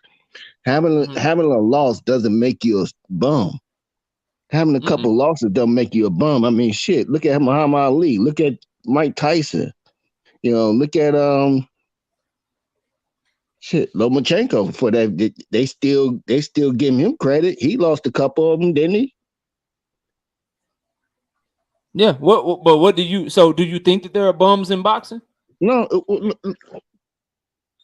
Are there any boxers that are bums? Anybody got a boxer chance. All I'm saying is I think it's subjective. The resumes could be subjective, depending I agree on. with that. I agree with that wholeheartedly. But there are bums. There are bums in boxing too, though. There's a lot of bums. Yeah, I mean, look what they're about to do with Jake Paul. They're about to rank him. I don't see nobody talking about that garbage. It's WBC, man. At the end of the day, I think what WBC you're on saying, their Warren, website is about to rank Jake Paul as a professional boxer. Warren, I guess what you're trying to say is until you fight some of them elite guys, some of them guys to where, you know what I'm saying, they resume, they clout, and they ability match the other fighter, which we all want to see. Until then, we can't really say we just grasping at straws. We can. Yeah, you we can't can say who the best now we is can at get that point, into but now we can I get can into tell you what if you fighting the bum, I can tell you like people that have been rocking with the channel for a long time know I done came up here and I done did predictions where dudes was fighting dudes with like 100 and something losses, bro. Yeah, I can I already get it. I mean, I understand that, but it's some all I'm bums out saying, there. It's some bums out there. yeah, I understand that. I get that, but for the most part, at least what I thought who was the better guy was by the belts, right? At least that nowadays it's not even they don't even when I was growing up, it was if you had the belt, you was the man. You was on the mountain, and it didn't matter how many losses you had. You said you in It didn't matter who you 50s. fought. You said you in your 50s, right? I'm 55. So it that didn't means like matter. your heyday for boxing was like what? Probably like the 70s, 80s, probably the 90s and shit. Yes. I mean, and I hate it for you, OG, but you grew up in a time where the fighters was fighting each other. So that's why in your time you could identify the belts. Whoever had the belt probably fought a bad motherfucker to get that hoe. Right. That ain't That's all I'm so that's you know what I'm saying? Like that's so why it's where my different now. That's why mentality comes in from. my era, bro, like in my era, Warren, like in my era where we at right now, I can't look at it how you used to look at it and how KQ used to look at it when you guys was coming up. Because when y'all was coming up, 70s, 80s, 90s, the golden era, everybody was fighting each other. Like when a champion was a champion, it's because he went through a bad motherfucker to get that championship. But for us in our era right now, in these 2020s and shit, dudes be becoming champion. You be like, who?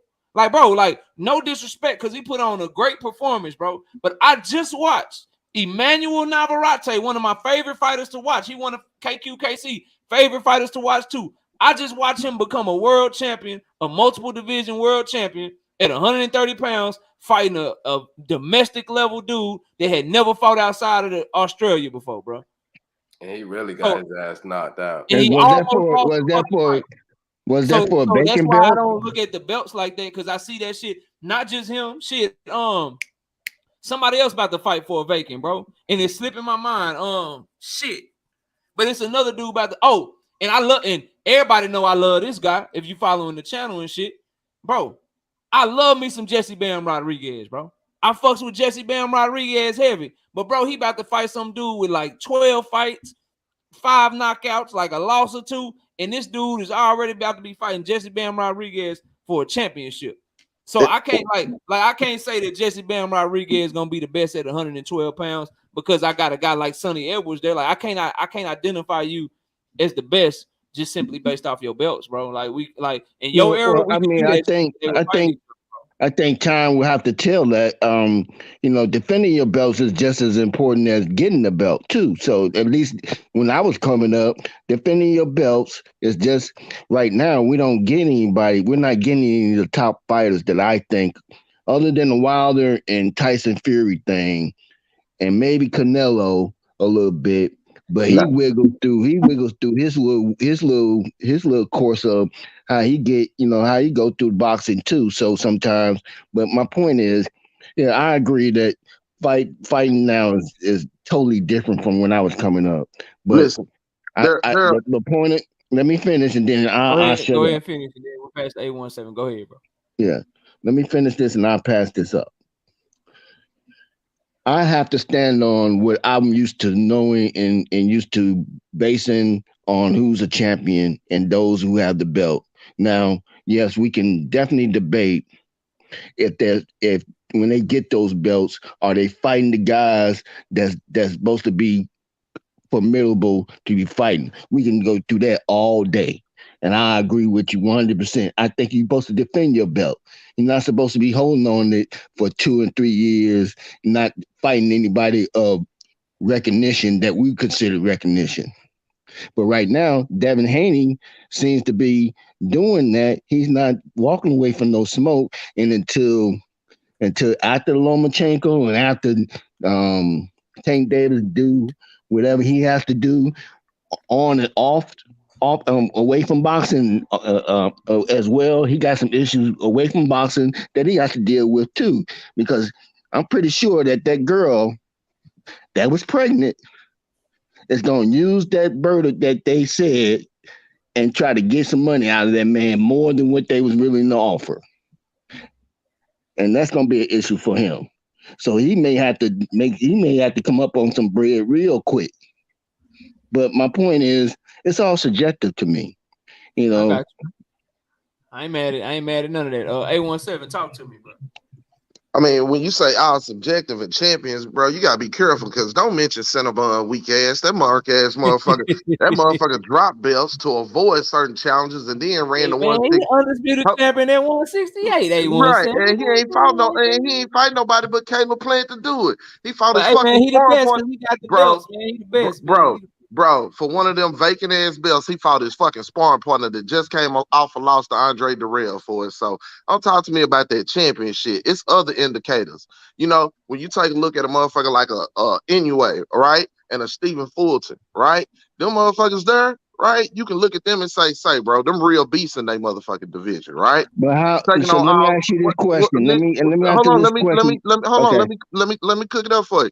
And When he the finished, you reason can ask him a question and y'all can go on. Just let him finish and then you can ask him whatever, bro. It's cool. yeah, and the reason I'm saying that is, you know what I'm saying? You see, in this time, just like you said, right, there was only certain avenues for fighters to make fights and to have fights. There was only a few networks. There was only a few places you was gonna go for the dope, just like it is now. But streaming and the internet has changed the game. You dig what I'm saying? So that's why, you know, everybody ain't centralized and gonna be forced to fight each other. You got a few options now. So what other indicators do you look at? You look at the guys that are taking opponents in their career that they don't have to take, that actually bring something to the table. Like let's just say for example, right? For a light example, your Caribbean Ali and motherfucking me Frank Martin fight that just went down not too long ago, right? We see now that he was on PEDs, but before we had that knowledge, right? You look at that fight and feel like that's two fights. That's a fight that two young fighters don't have to take right now that could definitely affect their career up or down, either way, right? So when you look at those, just like you say, being subjective and looking at their record, right? Caribbean Ali can go on, move on, and people can go back and look and see that he lost to a quality opponent in Frank Martin and won't look at him as a bum. You see what I'm saying? But if he avoided a Frank Martin fight and went and fought some no name that nobody know and got his ass whooped, then we wouldn't think as much of Caribbean Ali. Or if he moved on and got 10 wins from that point, we still wouldn't think of him as being anybody who was relevant, because he lost to a no name and avoided somebody that we could have maybe respected the L from. Those are indicators nowadays that those particular fighters are different. They one of them ones. They'll take them chances. Like Deontay Wilder said, when the chips ain't all in your favor, will you put it on the line? Some of these cats don't have all the chips in their favor, and they willing to put it on the line with these other opponents, right? And you see plenty of them that are not willing and that have belts. So don't talk to me about the belt shit. It's substance. It's substance to your motherfucking character, to your record, and to who you are. All that shit bleeds out. That's why we love boxing, because in that square circle, that shit come out. T.O. didn't have no character, right?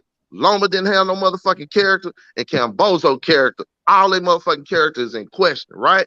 And they ran for as long as they could, but at the end of the day, the proof was in the motherfucking pudding, and the cream rise to the top. And what don't come out in the wash, come out in the motherfucking rinse, and we seen it. So, Right. you know, we So talk about the difference in between Dev and Tank. Yeah, it's physical differences as far as their resumes, and we grasping at straws until they fight some of them guys that my brother Knockout name or the other brother's name. You know, it's all gonna be just like you said, subjective. But that belt thing, bro, wake up, because they'll play that game with you and have you believing in the motherfucking belts being the end all be all, and a motherfucker been skipped around the motherfucker to hold on to a belt. Again. So I wanted the preference that I come back from the old era where everybody was fighting everybody. So I'll use that as a measuring stick. You know, I look at when I see Devin and Tank get in the ring, I can say, okay, Tank is the better fighter. You know, I'm not seeing that now. So until then, I just have to say they both good fighters. They both great fighters until they start fighting. But you know, you have to understand that Devin Haney just got the belts maybe a year ago. He only had the belts for maybe a year, maybe, right? Devin Haney, he had him about 6-7 months. Now he got him in June. But you saying, but the way you talking now, it's like no, Devin Haney. wait a minute. Now No, Devin you're not Haney is letting to me be finish. What considered. I'm trying to say is he had an obligation to fulfill with Top Rank, right? And he's doing that obligation.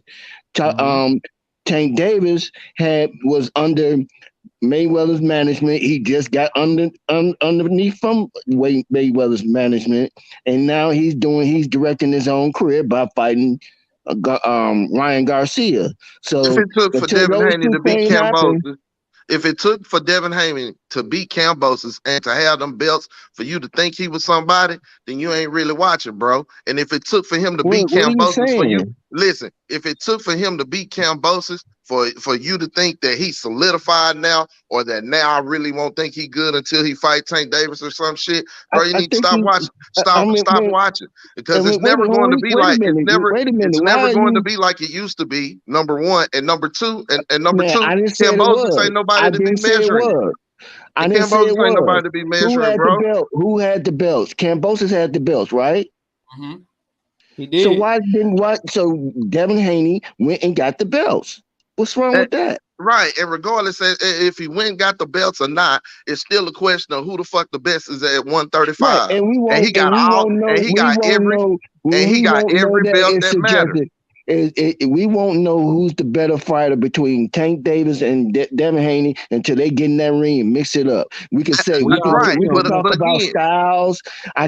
We can talk about you can talk about what style would be, how he would overcome a style. But until then, you can't knock Devin Haney's journey. You can't knock his journey. I'm not knocking his journey. What I'm saying is I'm not going to knock Tank Davis' journey.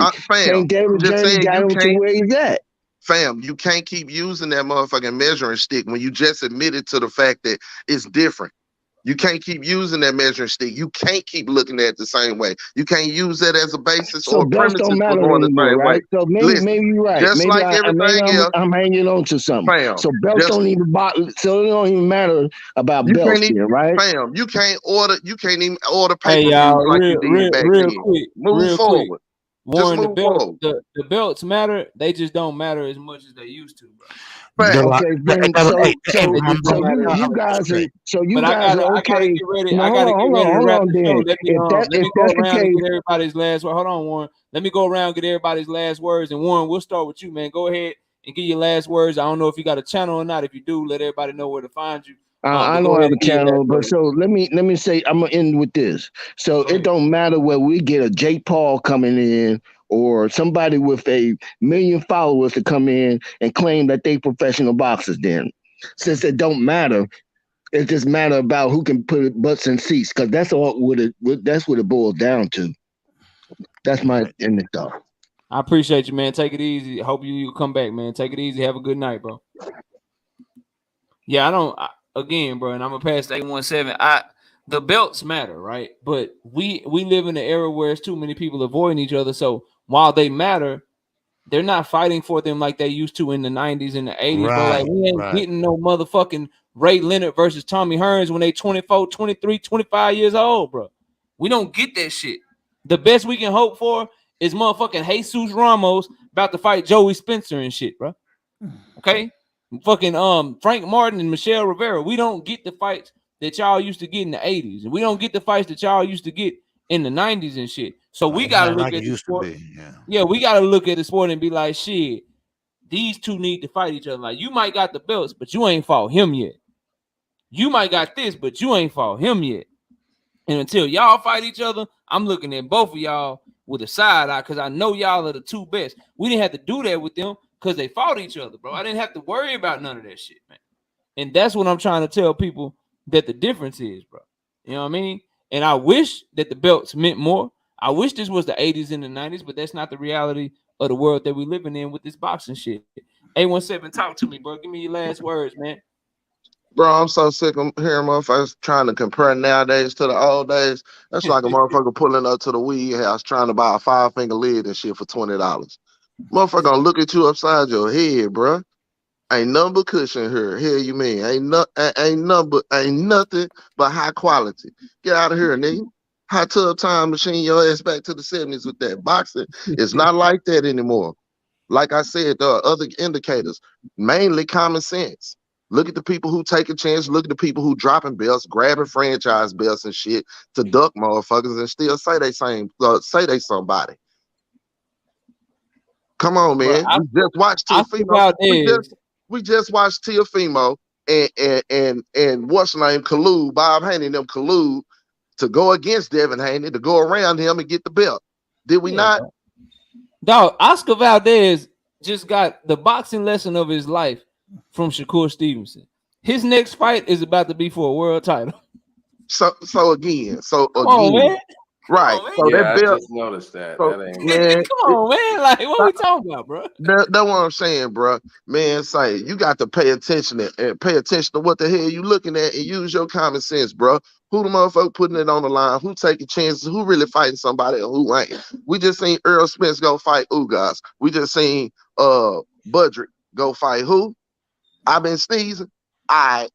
Anyway, I'm out the way, bro. All right, bro. Take it easy, man. All right, let me go to my brother, the woke sports fan, man. I enjoyed you, man. You didn't talk much, but when you did, you dropped some gems. So, man, I hope you come back. I don't know if you got a channel or what you got going on, but if you got social media, this is the time to give your last words, plug whatever you got going on so the people know where to find you at, man. Yo, for sure, man. Appreciate it, man. I'm a big fan of the channel, man. I like the video. I end up liking it, by the way. But yeah, bro. I got a channel, man. I do a lot of like gaming. Like I covered the new boxing game that came out, Undisputed, with all the fighters in it. I do a lot of that.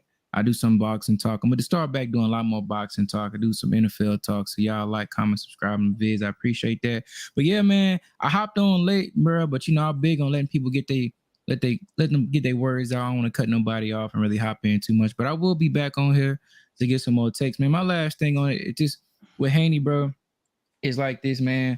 It's like before he was the email champ, and now Loma was the big dog, T.O. the big dog, and now he got the belts. Now it's belts don't matter, man. At the end of the day, he did whatever he could to put himself in position to get the dude, whoever that dude was.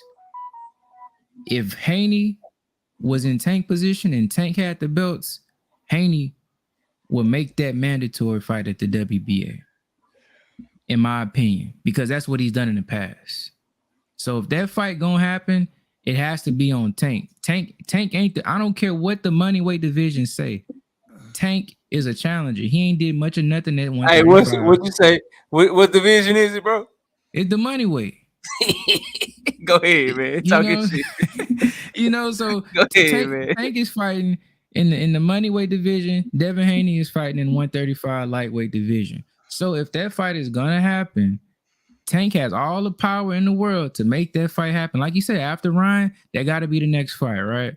So, because I know Devin has already done that in the past. Whoever had the belts, he put himself in position. The power structure kept trying to block it, kept trying to keep him out the way, but he pushed through. He did whatever it took. He took some raw deals from Cambosis now. So I don't want to hear about the money. I don't want to hear about this. That got to be the next fight.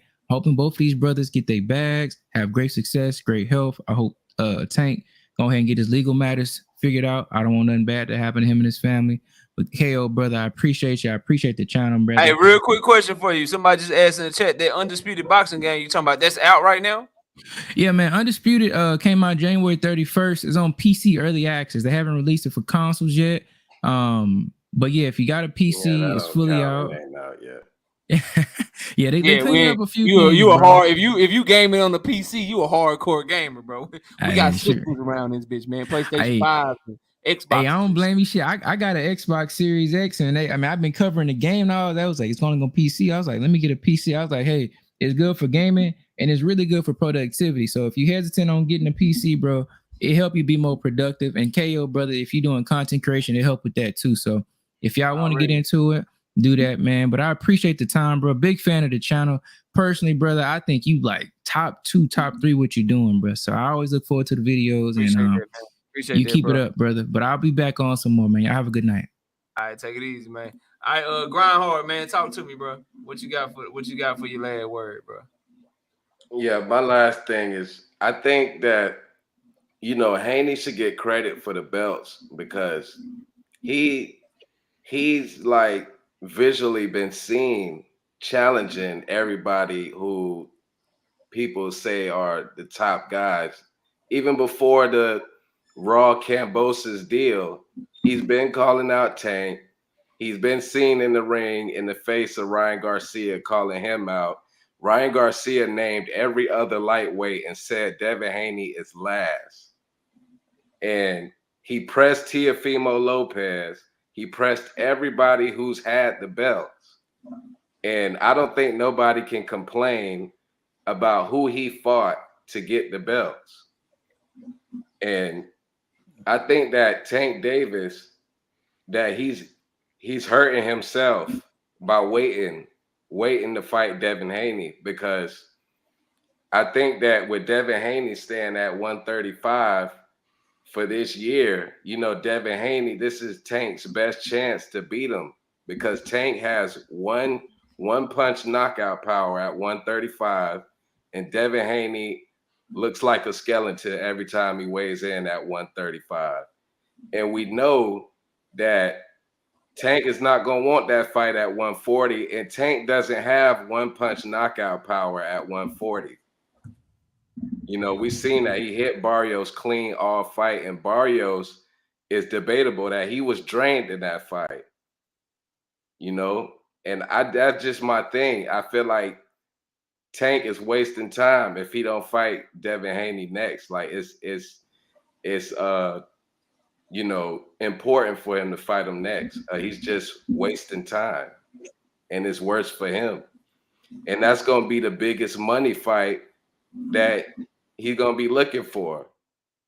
Arguably the biggest money fight right now over Ryan, but that's debatable. But, you know, Ryan probably more easy to get right now. But that's just my thing on it. But appreciate All right, bro. I appreciate you pulling up, man. Thank you, man. And enjoy. If you got a channel, bro. Yeah, Grind Hard Sports Nation. Y'all go check out his channel, go sub to him, man. And you know what I'm saying? Appreciate you pulling up, man. You always welcome back, bro. But take it easy, man. Have a good night.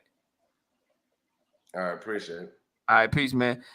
OG KQKC Chicken Talk. I appreciate that. OG let us know a while ago, man, and Broner and Michael Williams is off, man. But thanks for coming through, Chicken Talk. You know what I'm saying? Dropping that on us. But KQKC let us know about 45 minutes ago. He told us that news. He got a message and broke it on us, man. But KQ done joined the open panel and shit.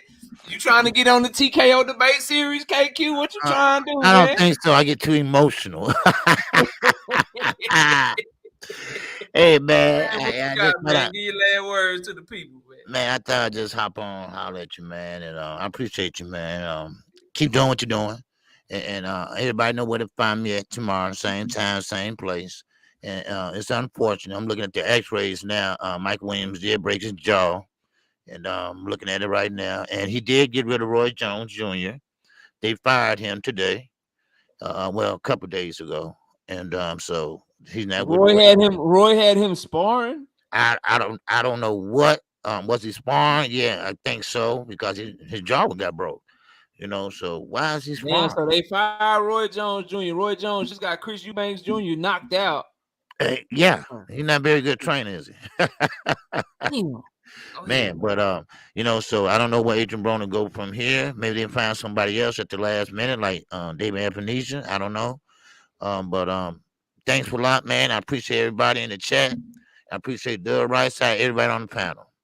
All right, and that's all Yes, I got, sir. man. All right. Yes, sir. We'll see you tomorrow, man. And OG be calling the fights this weekend too. Y'all Yes, be sir. sure to go check him out, man. He gonna be a busy day for him on Saturday, man. So y'all Most be sure to definitely. go check him out, man. We'll see you next time, KQ. I'll see you tomorrow, man. All right, peace. All right, peace out. Right side, talk to me, bro. Talk to me, man. What's up? Man, we met some good people tonight, man. Hell of a panel. Man, I don't know. It is what it is tonight. I ain't got nothing for you, KO, man. We got my brother Major Key Boxing. He'll be on Tuesday. Man, actually, we're looking to do our first Cowboys mock draft tomorrow. You know what I'm saying? To see what we need to draft a quarterback. Don't do me like that, KO. Don't do me like that. Don't do me. You better have us picking a quarterback in the first round. You ain't gonna like my you ain't gonna like my show. But hey, man, we will be dropping our first mock draft tomorrow for the Cowboys. Man, we gonna be doing some things, man. We'll have an open panel this Sunday as well. So man, y'all show out, man. Dub right side and KO, man, hell of a show tonight, bro. Hell of a show. And man, just hoping for the best, man. Hoping for the best for Tank. Hoping for the best that we get the best fights this year. And man, 2023 is gonna tell a lot about a lot of people. So got to see how it work out, but excited about it, man. Great show, KO. Much love to everybody in the chat. Much love to everybody on the panel. I would always be remiss if I did not shout out Miss KO for allowing us to have your time and your energy for the great things that you do on the channel, brother. Much love to you. Much love to the fam. And man, we'll do it again. All right, bro. Appreciate you, man. I'll holler at you, man. Look, shout out to everybody in the building. Appreciate y'all coming through and hanging out with us tonight. Shout out to Zenith, 817, Don Jenkins, the Gotcha Gamer, Big Money, Walt Daddy Out, Ice, Miss Knockout Boxing, 86 TV, my wife. I'll be back there in a minute. As soon as I get through saying bye to everybody. Zulu Line, Edge Jab, Texas Rob, Corbin Phoenix, Big Dose 513 in the building, Warriors Boxing LLC, all the brothers that came up on the panel, Grind Hard, the Woke Sports Fan, KQKC, Dub Right Side, Truth Speaks, everybody, man, that came up, bro. I appreciate y'all. I'm leaving Daniel Phillips. I'm leaving somebody out, bro. Warren came up here, and everybody that came up here, man, appreciate each and every one of y'all, bro. Who else, man? Ann Thomas, I see you. Dank Father always showing love. Don Jenkins, the Gotcha Gamer, the champ himself, Nonito Donaire. From Beyond the Ring with Nonito and Rachel. Nonito came here and kicked it with us for a minute. Appreciate you, bro. Jay Grant Jr., Leon Robinson, Cool Boy Curry, Chicken Talk, IGM Tim, everybody that came through, man. I appreciate all y'all. Be sure to watch boxing this weekend. We got some content uploaded to the channel that's gonna come available for you guys. Remember, I can't stress this to you guys enough, man. I'm doing the predictions every single week like I always do. We got like 6 predictions up on the channel right now for the members. For those of you that like to see the picks so you can try to make you some money on the weekends, you got to join to be a member to the channel because you will not get those picks until the day of the event. So the Showbox card tomorrow, I've been did those predictions. They've had them since the beginning of the week. You ain't going to get them until the day of the fight. Now, A17 is in here hating with his Kendrick Perkins looking ass. You know what I'm saying? Look like Kendrick Perkins' little brother and shit. He in here hating right now. You know what I'm saying? But everybody know that record is real. He just mad because he can't pick fights like me. You know what I'm talking about? That's why he mad, okay? He out here mad, hating on your boy, okay? Keiko gonna have you riding the city bus. Nah, I'm a winner, bro. You come out here with that bad juju and shit, man.